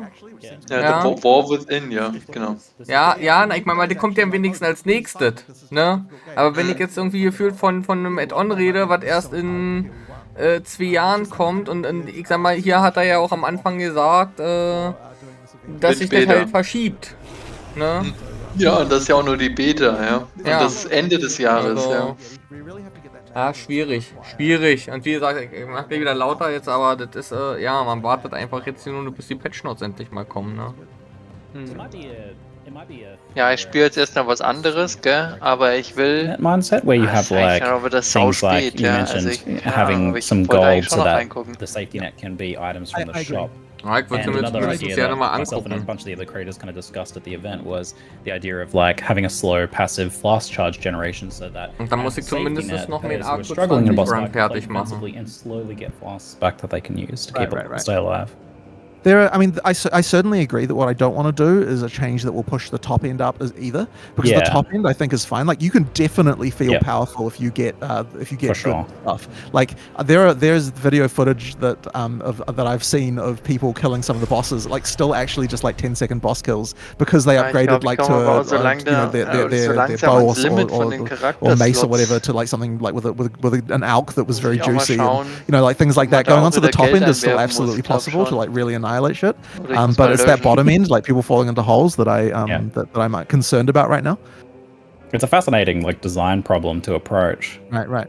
This with Path of Exile 2, and I'm super interested in seeing how you guys have been evolving it and will continue to evolve it. Something I also noticed about like difficulty was, and it certainly came up with Exile. Mit Keybinden vom Portal ist natürlich gut, ne? Ja. Ohne dass also ich habe das auch mal gesucht gehabt und hat mich irritiert, dass es nicht geht, ja. Ja. Ja, ist eine gute Geschichte, auf jeden Fall. Ja, also ich habe halt am Anfang gedacht, als ich dann halt den Portal-Gem gehabt habe, dass es dann da irgendwie, also dass es auch so irgendwie gehen würde, ja, dass du da halt nicht irgendwie ein Hotkey halt also besetzt, aber nee, ging nicht. Because you can just be like, jump, jump, jump, jump, and so we need to figure something out with that just to make sure it's not like, you know. Well, that was my question actually, was like, these skills, have you considered the idea of them having like, when you are winding up, you can be stunned, and when you're like winding down, you can be stunned, but it while would you're have in to the be, air, it would have to be there's a immune. short window in there, Yeah. so that you don't feel like, well, you're literally like 5 meters in the air. That'd be good, you're, yeah. You're getting hit. It looked a bit weird. Yeah. And sometimes it did look quite cool and brutal when like a werewolf would do this like lunging attack and swat me out of the air. And I was like, oh, that's actually you probably want to make sick. it so that like when you're 1 meter in the air, you can still get hit, but as you're above that, then that's when the time. You know, doesn't. It also looks a bit silly. It also looks a bit silly when you get frozen when you're 5 meters in the air as well. So that one. We need fall damage. Oh yeah, fall damage. Sure, why not? Yeah. We're gonna have to push the beta back now because you're gonna design like a full Z level system and fall damage and. Well, I mean, people damage from I don't know. Have we even shown any areas with subscenes yet? I guess we might not have. Uh-oh. No, I'm not too sure. There are multi-story dungeons and that where you can see from one floor to the other in PoE 2. I don't know if we even showed that anywhere, but anyway, whatever. So it's certainly a shame about the delayed beta, though. It's pretty understandable given it's not like you hear about the idea of like feature creep in a lot of game design, but here it's kind of the opposite, where it's like core game design creep. Right. It's like you guys have discovered things that you want to do way more impressively with the core game, right? But for looking forward to the beta, what will the beta end up looking like? Actually, I've been curious about this. Will it be like a full campaign, a partial campaign? Will there be end game? Yep. And thoughts on that? Yeah, just so basically, we want the intention here is that there's no point getting feedback on something. Well, I suppose it's entirely true given what we just did. But if the game isn't if I don't think it's good, there's no really a lot of point getting feedback from other players. And so what I'm saying with that is that what I'm really going for here is when we release the game, I want it to feel like I think it's a complete game from end to end and that it's a great experience. And then at that point, we get players to try it and see. I think that betaing just like one act or something, the only value that you could have in that is something like a load test or something like that. But I don't think you can actually get proper feedback for the whole game. So to me, you have to have the whole game. Maybe we don't have to have every single class, but I definitely think you have to have at least the campaign and the end game there. Now in the beta, what we won't have is so we'll have an end game in the beta, but it won't include all the end game content that the final game will have. But it will have an end game because you need that in order to be able to test the economy properly and so on, right? We need to know what happens when people get to max level and all of that other stuff. That has to be there. So I want that game to certainly the beta should feel like here is a full game. I could have just I could have just bought this as a new release and that and it would feel that good. But of course the main thing is that we need to be able to the reason why we'll call it a beta is because we need to be able to still make balance changes and be free with that, right? Because if we couldn't do that, then that would kind of defeat the purpose. So we absolutely need to have the freedom to still make balance changes after that point, but it should still feel like the complete game. This is the game, right? Sure, maybe it's missing a couple of classes, but that is the game with everything there you'd expect from a full game to have. That's good to hear, because I think the difficulty with giving feedback after ExileCon was that they were pre-built characters, and that kind of misses the point of the game because character building is such a big part of the game, right? With this event. And this is the reason why we wanted to do the LA event and actually get people like yourself to really try that. Once again, we got some really interesting information from that, looking at that, because there were more holes than I expected. So there's clearly more work to do there. But ja, und jetzt we got to vorbei. build characters and you got to see stuff that you didn't expect. Like, for sure. Used in ways you didn't expect and stuff. For sure. That was pretty cool. You're like, oh, I didn't think anyone would use that skill that way. Well, the one that was the most annoying, that was a total mistake, was the crossbow. There was some balance on the crossbows that was like left in there from when we did the Act 5 demo, where like it was just, like, and then that all just kind of like fell back all the way to Act 1, and then people forgot to like actually balance that properly again. And the reason why is because like we didn't even the crossbows have their own skills built in, and the balance of those was not really correctly working with all the regular scaling that we do for other weapon types. I thought so. So someone found one of those and then just proceeded to shotgun all the bosses down in like 5 hits. Default attack in the bosses and crossbows. When I saw that, I was like, oh my god, this was not how this was supposed to go. So there's a few mistakes like that in there as well. Yeah, these things happen. These things happen. So I think people are immensely curious about seeing endgame. We haven't seen any real endgame for this yet. What is it going to look like? What a character build's going to look like? How fast is the gameplay going to be? Is this something you can speak on or show soon? I mean, we will definitely have to be showing it soon, but I think that a lot of it comes down to when we're finally able to really play through the whole game legit. And like, and get there, because you just need to make sure that you're feeling the power progression as you go through the game going up and up. One thing that we haven't really been showing a lot until the Ranger demo just now was actually using support gems. Like we just haven't really been showing too much of it. And in the Ranger there, we finally showed like a couple there, but that certainly was not like a full 6 links for everything, which is what it's going to be in endgame. Even just with like in the Ranger demo there, when you started to add like multi-proj and chain to a couple of things, you start to see the kind of like, crazy power that you expect to see from PoE. And so it will certainly go even crazier than that. I guess what's harder to say is, okay, like I don't want it to be just like the whole screen is covered to the point where you can see nothing about what is going on. Like it needs to still be like, at a somewhat like, just from a visibility perspective, it needs to look reasonable, even if you are like, covering the screen in lightning explosions. There still needs to be some understanding of what the hell is actually happening. Like we want the feeling of power. Like you want that fantasy of like, I'm becoming a god. But we also need to try and make it so that there's still like some level of counterplay and interest in using different skills and like having a good time with the boss, even while you're feeling that way. And so that is the challenge, and that that's what we have to try and hit.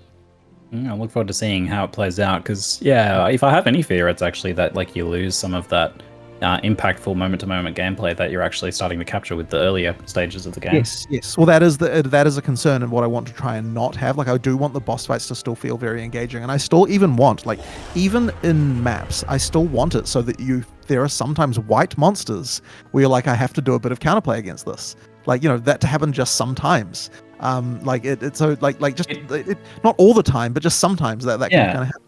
It harkens back to like the early days of Path of Exile, where just devourers were scary, right? Like the monster type devourers were scary, and I felt that with like the werewolves in this one. The werewolves are just scary; they're fast. Well, my favorite monster right now in the demo, the Eternal. I don't know if you fought against them or remember them, but the Eternal Knights in the Mausoleum and Tomb.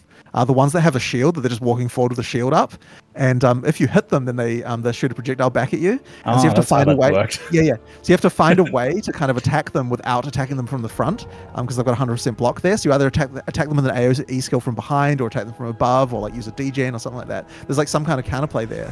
And as soon as I fought one of those, because I actually had not known that Mark was adding that mechanic to that monster. And as soon as I fought that, I like messaged him like, man, that monster is so cool. Like it's just really cool to sometimes have monsters like that just like, you're like, oh shit, I have to think for a second, I'm a fan.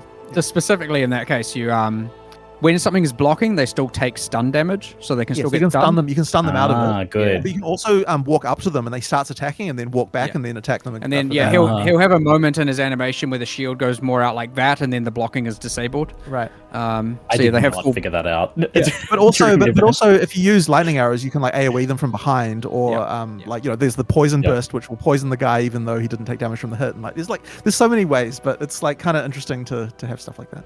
Yeah. People noted the poison on the live globe. Is there other like display of these sorts of effects on characters? I do want to do more of those. That was added really recently, and it was weirdly cool. Like, I didn't expect that change to matter as much as it mattered. But it actually really does, and having more visibility for those different effects is really important. So I definitely want to do more. Like, I think that there's definite candidates for shock and ignite and stuff like that, and bleeding, of course. Bleeding being a one of those ones that would be good to have more visibility on. Like things like that. I think absolutely. I mean, increasing visibility of those mechanics, I think, is super important. We'll definitely do more of that, and I don't think we've exploited like the UI to the degree that we could have before. Just that simple, just make the life orb green when you're poisoning something. It's weird how much it matters.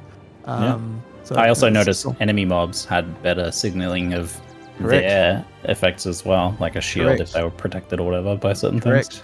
And I want to do even better. Like I noticed I was just I think there's more we can do around like feedback for when when your hit's not working, and I think there's like other stuff like that. Like there's just tons of stuff that we should do better there. As I said, these little tweaks, they matter a lot, so it's cool. All right. It's been an absolute pleasure to talk to both of you. Thank you very much for your extended time for the Q&A. I know people are eager to go check out the patch notes and also all of the content that's released from the LA, as that embargo is up now. So all right. So hopefully people are watching videos and and seeing what's going on. So we will say see you later then, and thanks very much for watching, folks. Thank you very much. Thanks very much, everyone. Yeah. See you later. See ya. All right.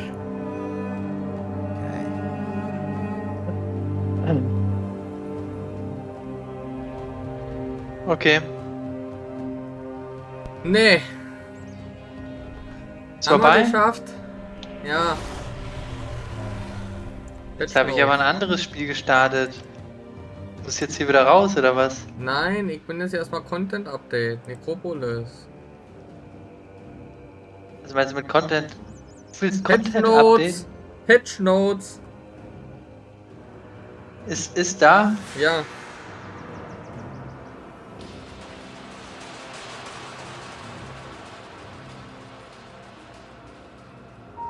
Ah, da unten, hier, da. Content Update. Ach, jetzt, okay. Gut. Jetzt weiß ich, was du hier... Okay, da muss ich hier raus.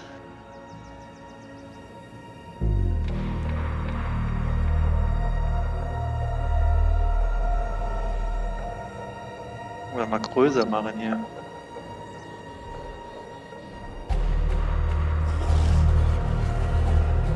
So, Necropolis. New Challenge, New Content.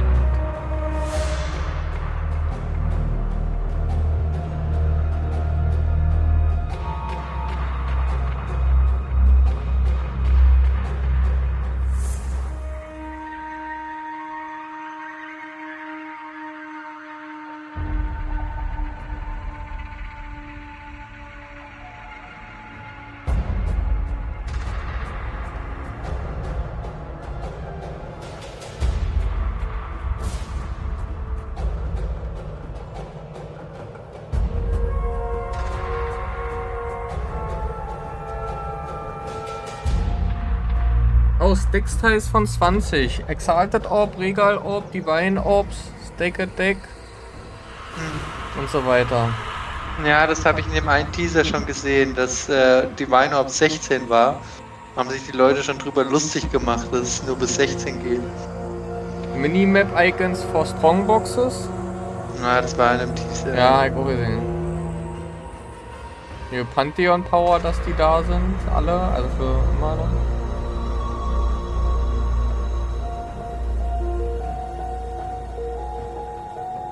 Edit 374 Morpholit, Tier 17 Waldos Map Options that the Waldos Puzzle Box can yield. Ja, hier, also Rank 1 Movement Speed in City of Skarn, oder das City of Sarn, wo ist es denn? Ist es City of früh? Sarn? Ich weiß. Ja, aber wenn du zumindest früh Movement Speed Kraft hast, wäre auch gut.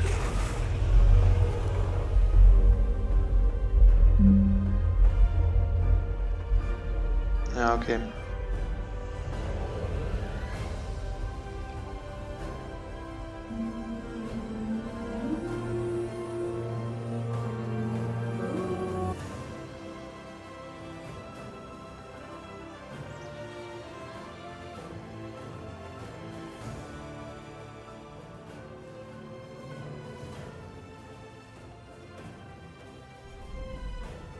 Oh, T17 Maps haben 20% Qualität und sind nicht modifizierbar. Ja, gut, das... Ja, klang schon so, ja. Naja. Aber Scarabs kannst du halt anscheinend benutzen. Ja. Aber guck mal, the 5 slot in the map device is now unlocked upon completing a non-Wildus Tier 17 Map. Also du musst kein 5-Bay mehr machen, wenn ich das jetzt doch richtig lese, oder? Ja. Also Das die Frage klingt ist, auch geht gut, überhaupt ja. noch über ein 5-Bay dann, ne? Weil das ist ja eigentlich eine komplette Änderung dann. Ja, aber das macht doch absolut Sinn, Ja, weil... super gut. Ja, aber das... Du musst 5 oder du musst irgendwie... 4-Way oder sowas, also musst du das Ja, mal ja, genau, du musst sowas machen, um halt das zu kriegen. Das war komplett unintuitiv. Es gab total Is the viele new Leute, league a also ich wusste am login, Anfang auch or is it nicht, a wie man logout? das kriegt, ja. Ja. What do we think? So, ich muss jetzt hier erstmal hier irgendwo. Rated? Yeah. CT-Killer, ne, wollen wir jetzt. I'm scared. So. Wir wollen selber gucken. So, genau, Scarab Rework.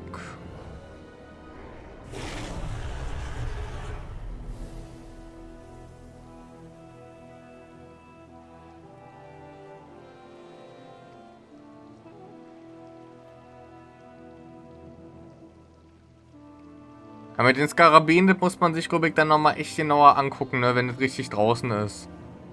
Ja, was es da alles gibt, ja. Ja. Ja, die Invitation kommen nicht mehr, genau. Ja, aber das Texten draußen oder ja auch Invitations, also das ist schon gut. Mit den Atlas-Trees, das hat er ja gesagt, das ist echt gut. Ja.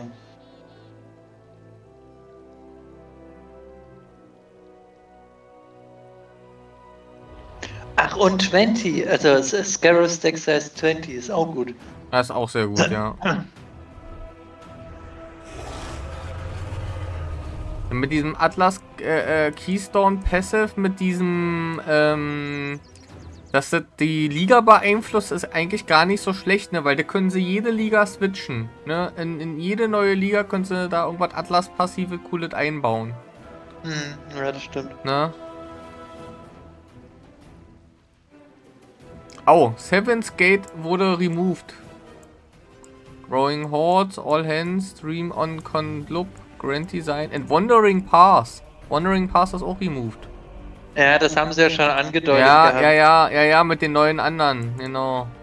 Ja, aber ich will eigentlich ich will das nicht in Textform, ich will den Ja, ich Tree-Model weiß. irgendwo haben. Das kann ich nicht so... Oh, the number of additional Kann ich bosses erfassen. summoned by destructive play. Atlas Key Passive is now higher if there are fewer monsters remaining in the map. Hä? Heißt das, dass mehr Bosse drauf sind, wenn weniger Ja, Monster die liegen? wollen Boss-Rushing nerven, glaube ich. Ja.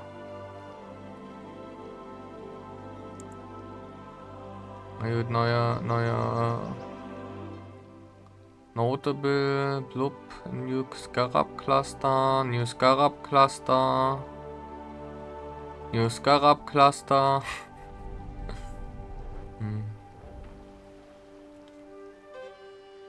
Also Ja, da das wird ist eine Menge alles dran nicht gedreht, ne? Oh, added a new Delve Cluster.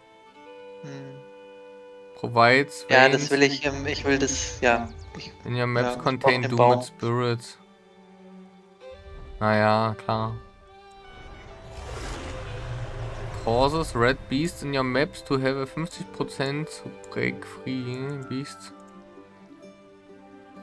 In your maps gain bestial rage and defeating beasts grant hunters cunning per bestial.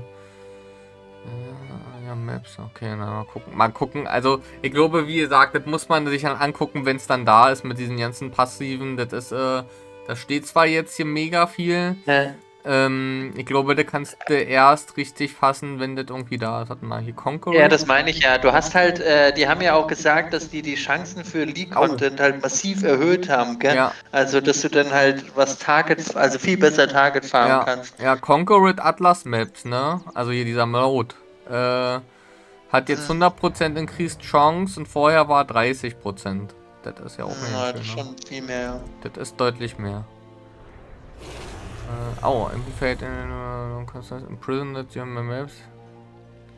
Since it's the highest. Okay, warte mal. The Amplified Energies Atlas Note of Passive. Das ist von Essence. Now causes imprisoned monsters in your maps to have at least one Essence at the highest possible tier.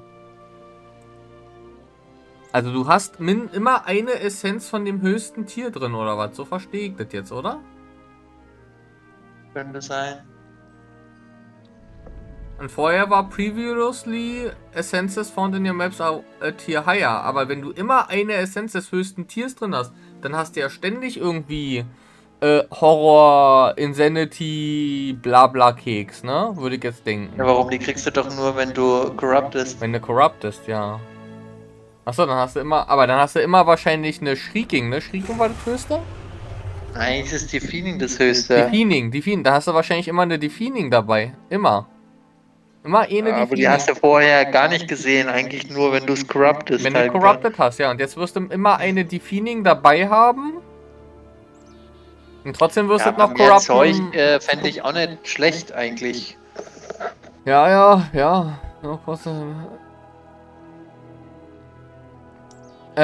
Ich lese mir das jetzt hier nicht alle durch. Ich will mir eigentlich hier nicht die ganzen Passiven. Das muss ich mir dann wirklich mal angucken, was sie da alles geändert haben. Atlas Changes. Ja.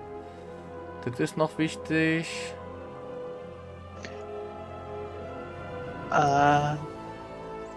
Guck mal. Map Sub-Areas no longer have +1 to Area Level. Guck mal. Maps. Jetzt, das ist das Wichtige. Removed Map. Warum? Was brauchst du? Oder was ist dir wichtig? Ne, ich lese mal vor, was sie removed haben. Ancient City ist gut. Bazaar, okay. Caldera, okay. Carcass, okay. Chateau, okay. City Square. Das ist Post-Rushing. Das ist eigentlich... Kolonnade, Kolosseum, Core, ist auch weg. Coast, Krater, Dark Forest, Desert, Dick, Ghetto, Infested Valley, Ivory Temple, Laboratory, Mesa, Mud Geysir, Overgrowth. Also ich sehe es selber, gell? Also. Ach, siehst du selber. Ach ja. Aha. Ja. Das ist das Ding, ja. Also gar nicht sehr. Also ich glaube, ich meine mal, Strand ist am wenigsten noch da. Und Toxic Seva ist wieder da und Tower ist auch wieder da, ne? Das ist ja schon mal was Jutet. Ja, ich mag Tower eigentlich nicht so. Ja, Tower ist ein ganz schöner Rampf. Ja, aber interessanter finde ich eher, dass halt die Cortex-Map nicht mehr droppt. Normal, sondern dass du das nur noch von Forgotten, also Maven Invitation Forgotten kriegst. Ja. Ja, genau. Und dass die Synthesis Maps 81 sind, nicht mal 80. Obwohl das echt gut ist eigentlich, ne? Muss ich sagen. Ich meine mal, also für mich als Nicht-Bosser ist das vielleicht blöd.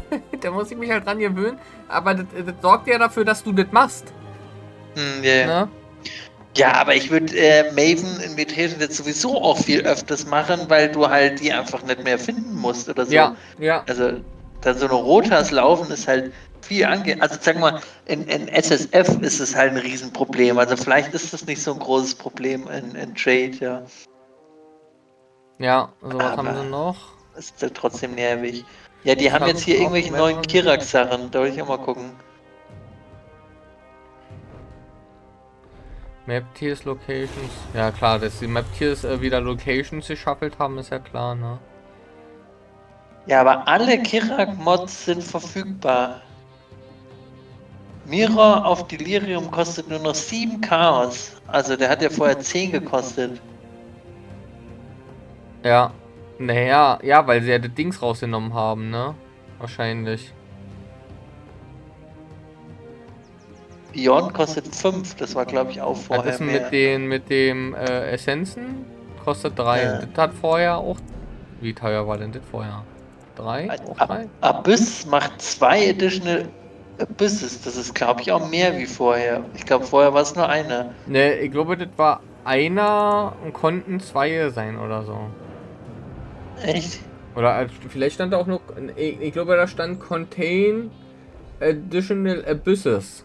Oder irgendwie sowas. Ja, genau. Also ja, es kann halt entweder der normalen Abyss, der halt so spawnt, und dann halt noch ein Additional. Ja, es sind halt aber 2 Additional. Ich glaube, das ist mehr. Instant Skills can no longer be bound to left click. Na, da muss ich es mir auf Rechtsklick binden. Genau. Machen die Leute, Das garantiert, geht noch. garantiert. Ich sag's dir. Die werden sich dann einfach um mir wöhnen. Ja, aber da musst ja beide. Also ich habe auf auf Rechtsklick habe ich auch jetzt schon den Movement Skill halt, gell? Ja, ich hab Aber eigentlich mal nicht das mein New Movement selber, Skill. das geht Ja, ja nicht. eigentlich brauche ich die rechte Maustaste. Ja. Na gut, da haben sie damit ja auch, ja. Also wenn die Leute dann so spielen wollen, bitte, aber ich glaube, das ist nicht gut für die, ist schon klar. Hier. Ach nee, Player Balance. Soul Eater Buff has been reworked and has a maximum of 45 Souls. Aber die Minions können noch unendlich viele Souls haben, oder was? Ich guck grad eins von unseren Skills, ne, was sie da geändert haben.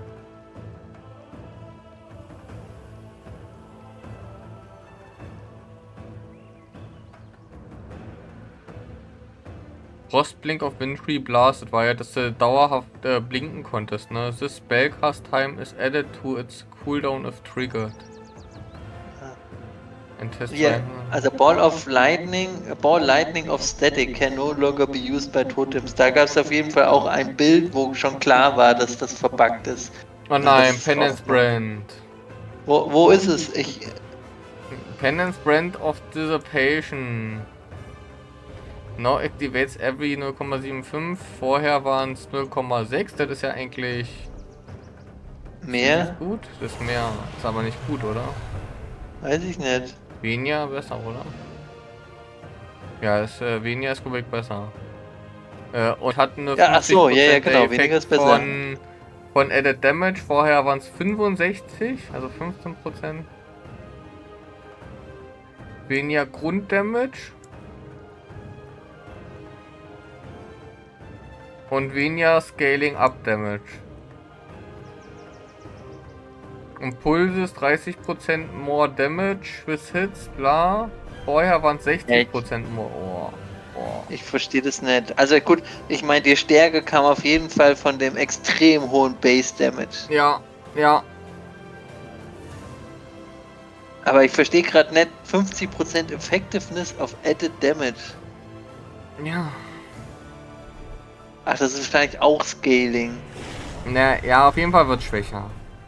Hier Stormbrand of Indecision, das war ja, glaube ich, der Alternativskill, den sie hatten, den haben sie auch deutlich geschwächt. Sehe ich gerade.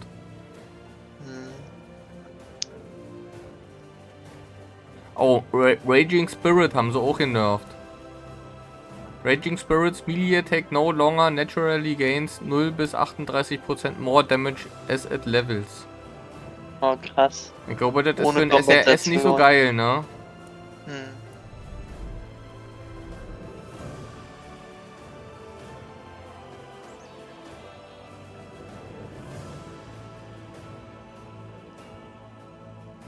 Tornado Shot. Haben sie auch genervt. Ah, krass. Die haben die Projekt. Oh, das ist ja komplett genervt. Also weniger Attack Speed, mehr Mana Cost und Quality macht nicht mehr Additional Projectiles. Vielleicht mache ich dann doch erstmal einen Righteous Fire. Ja, bei Righteous Fire haben sie nichts gemacht, nicht genervt, oder? Nee. Also ja, gut, nicht genervt, ja klar. Aber auch nicht, sonst nichts gemacht. Wie hieß denn das, was Dirk gespielt hatte da? Achso, das war durch die Kombi, war das dann so stark, da durch diese komische... Ja. Scourge Era of Menace haben sie auch genervt. Das hab ich gespielt das letzte Mal.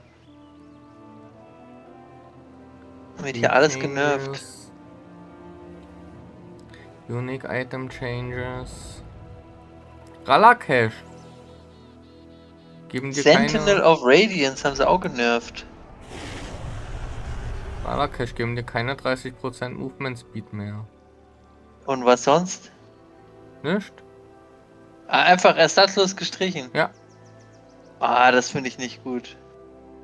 Auch die existierenden Versionen, ne? Von dem Item. Auch gelöscht.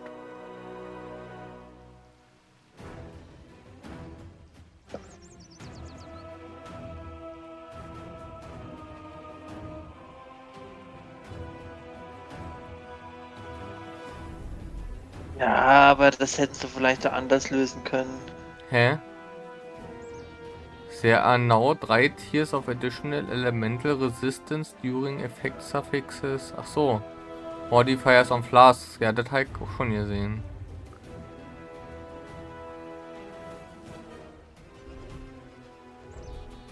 Muss man auch gucken. Fuel Suffix. Ja, Tattoos haben sie reingebracht. Also wieder reingebracht, aber geändert. Also geändert. Ich finde es so, ja, genau. Aber was ich halt überhaupt nicht gut finde, ist halt, Scrolls of Wisdoms can now be used on items that are corrupted, gell? Also das wird so getan, als wenn das ein Buff wäre, aber in Wirklichkeit ist das ein Nerf. Ja. Weil das bedeutet halt, dass das nicht mehr identified droppt. Ja. Und dann funktioniert der Lootfilter da drauf nicht. Du musst noch mehr Gimmel aufheben.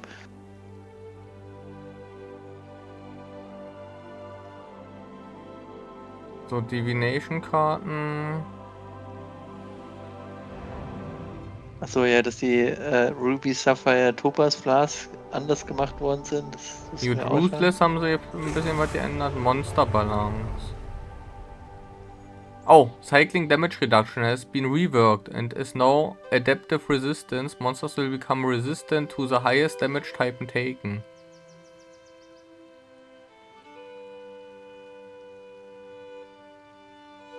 Cycling Damage Reduction war auch immer so ein ekelhaftes Skill. Ja, aber was ist denn jetzt mit dem Projectile-Tattoo? Gibt es das jetzt oder gibt es das nicht? Weiß nicht. Musst du gucken. Muss ich jetzt auch mal gucken. Also ich sehe, das siehst du ja nicht. Also hier steht ja nur, Sachen sind geändert worden. Ja. Okay, es ist auf jeden Fall genervt, also geworden. Die Tattoos sind nicht mehr so stark.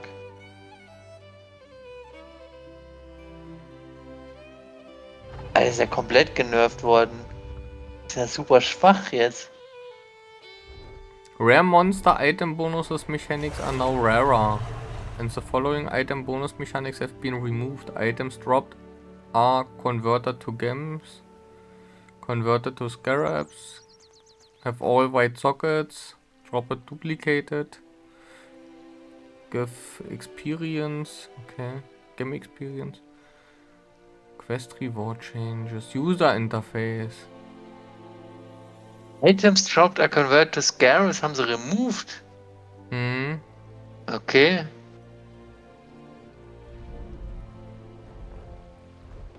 Und Increased Experience und Increased Game Experience auch. Ach die Himmel.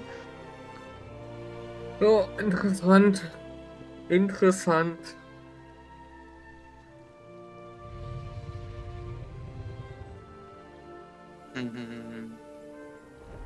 Ah, so haben die das jetzt geändert. Mit den, weil das wusste ich auch nicht so, das habe ich auch nicht ganz so rausgehört. Die ganzen Safe-Häuser, die du immer hattest, ne? Geben die haben dir jetzt viel mehr Scarabs. Spezifische Sachen, ne? Also entweder Scarabs, genau. Oder Vagan, der gibt dir noch eine Waffencrafting. Also das wird dir wahrscheinlich diese Prozent geben, geht mal von aus, ne?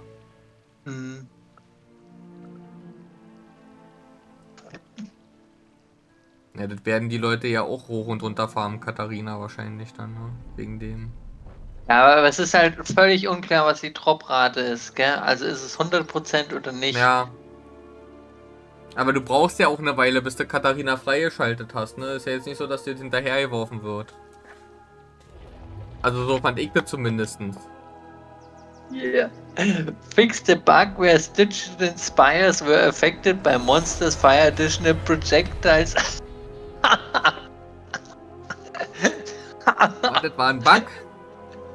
Das scheint wohl ein Bug gewesen zu sein. Ah.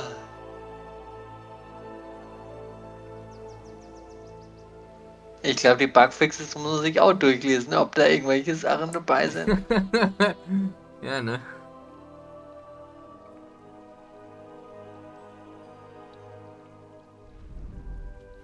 Ach komm, das wird bestimmt schon wieder spannend, was da alles kommt.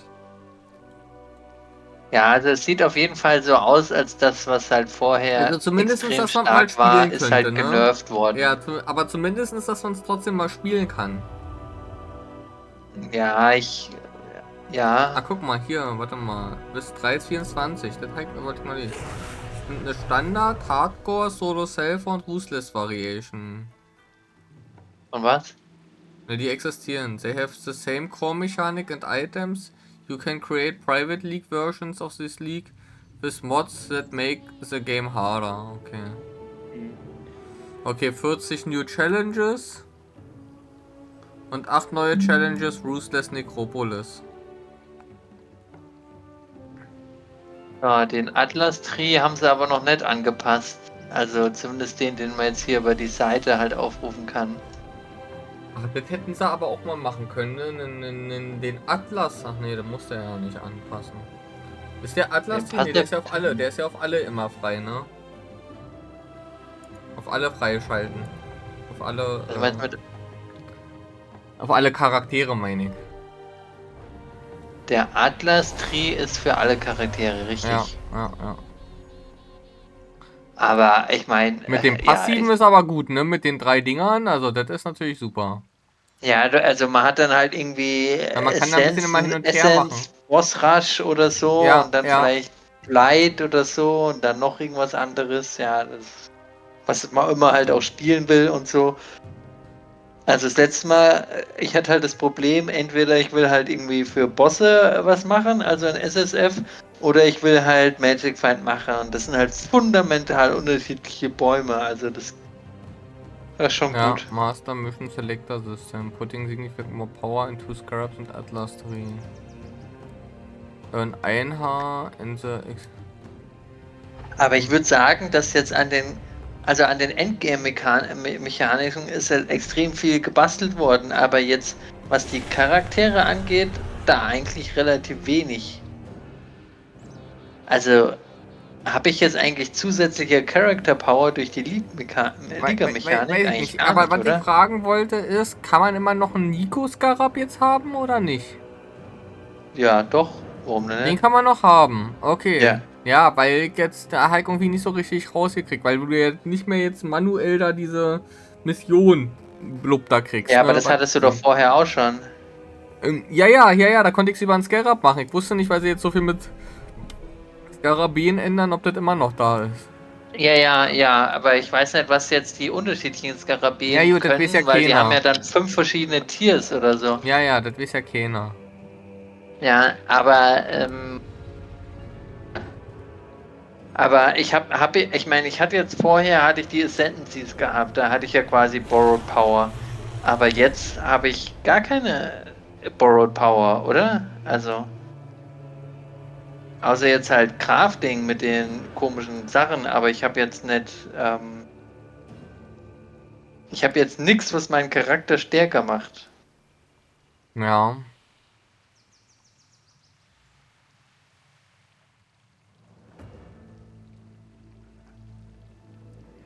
Incursion, Delve, Betrayal, Bestiary, now accessible through Scarabs. And have more reliable investments options on the Atlas Tree. Not only this, you can have... Ja, und kannst mehrere auf einer Map haben. Gut, okay, ja. Also ich glaube, Da muss ich dir, glaube ich, alles mal erstmal angucken. Also ich glaube, dass ein Großteil der Builds, die jetzt vorher funktioniert haben und gut waren, jetzt auch danach noch funktionieren und gut sind. Ja, also Righteous Fire funktioniert immer noch. Ja, ist jetzt, also gut, es sind ein paar Meta-Builds, also dieses Ball of Lightning Ding, das funktioniert jetzt natürlich nicht mehr. Ja. Ja, die anderen Sachen sind eigentlich also ganz ehrlich, nach den Infos, die ich jetzt hier habe, ich glaube, ich werde wieder erstmal ein Righteous Fire machen, damit ich mir bis T16 durchfarmen kann, ne, damit ich es freigeschaltet habe, also die Karten. Und dann mache ich mir einen Farm-Charakter. Ja, also eigentlich haben die nicht irgendwie schwache Skills gebufft, sondern die haben hauptsächlich starke Skills genervt. Ja. Ja. Ja, und genauso. In der Hoffnung, dass dann halt mehr Leute noch unterschiedliche Sachen dann halt spielen. Ja. Vielleicht klappt's ja, ich weiß es nicht. Ja, okay, gut, aber das ist jetzt hier spät genug. Gucken wir mal, was morgen passiert. Ja, genau, jetzt ist erstmal hier dann vorbei. Nächste Woche League Starter testen. Auf jeden Fall, unbedingt. Also, alles klar. Da jetzt mal hier. Juti. Ja, mach's gut. Jo, bis denn, ciao. Tschüss. So, da sind wir wieder in WoW. Wir machen noch die Inni fertig, auf jeden Fall. Geändert das jetzt hier wieder. WoW, die WoW AQ20 noch fertig machen. So. World of Warcraft. So. Dann lasst uns wieder einloggen.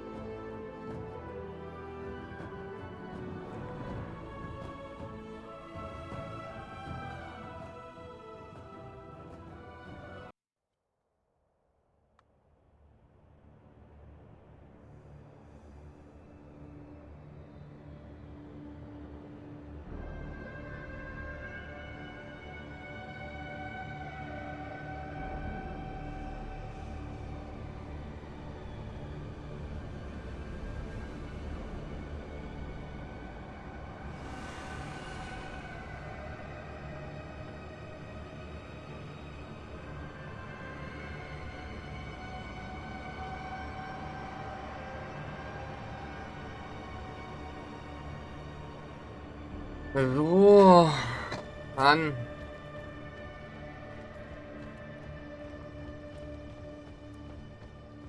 Na, alle weg. Alle Mopsels weg. Ach so, weil ich den Dingels hier gemacht habe, ne? Aber die Bosse müssten ja noch da sein. Hier, die hier.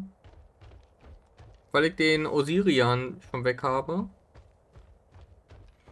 Aber dann können wir eigentlich auch die andere Seite noch laufen. Ja, sorry, das war natürlich jetzt unerwartet, dass wir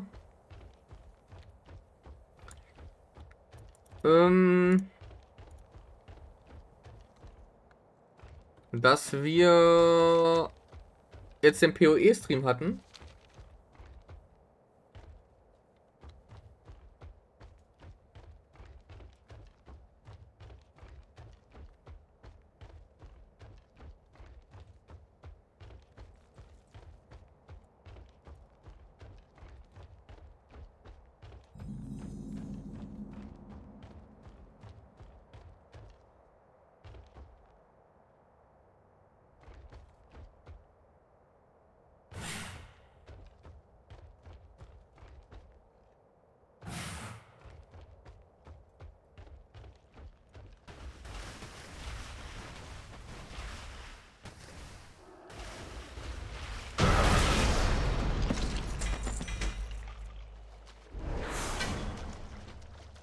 So, da kriegt man die Handschuhe des Schwarms und dann sowas, ne?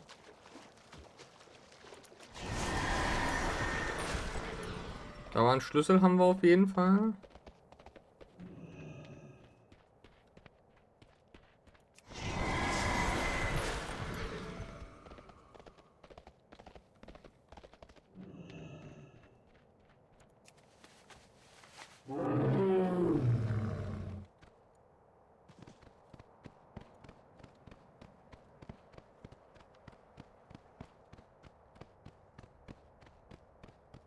Noch eine Kiste irgendwo? Nee.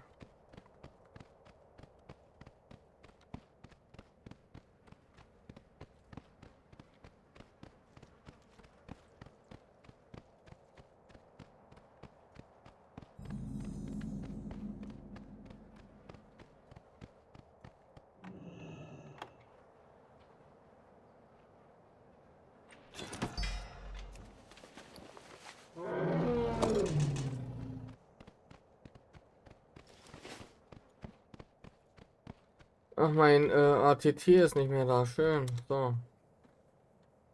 Mal reloaden.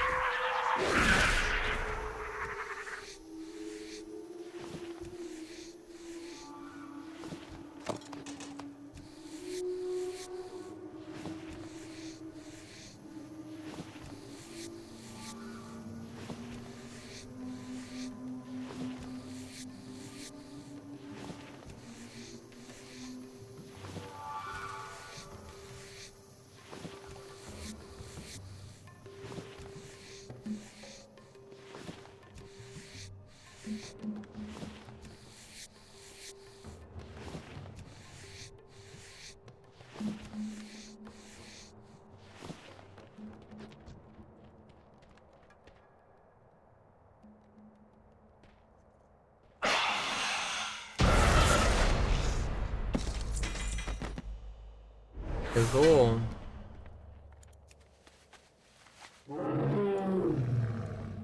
Können wir hier noch eine Kiste öffnen?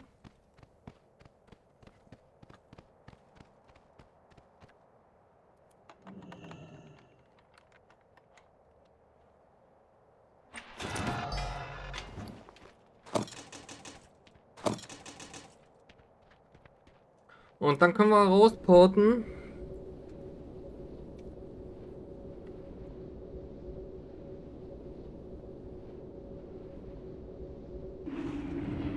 So, dann haben wir das nämlich hier durch.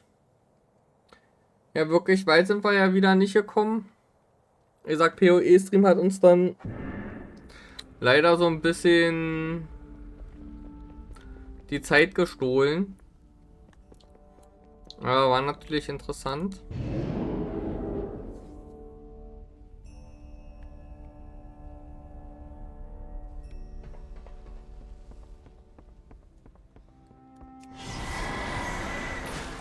Machen wir uns noch leer. Oh, ich habe ein Geschäft für euch.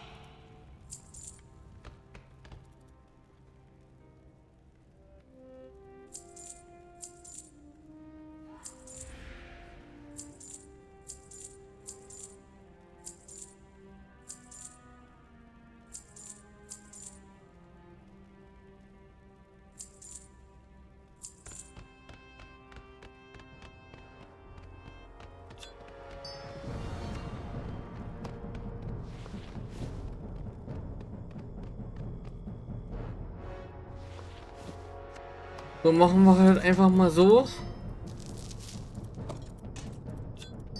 Genau. Dann sage ich vielen Dank fürs Zuschauen. Schaltet gerne wieder ein, lasst gerne ein Follow da, falls noch nicht da gelassen. Danke für die Follows heute, die gekommen sind. Ja, wir sehen uns morgen dann wieder, höchstwahrscheinlich.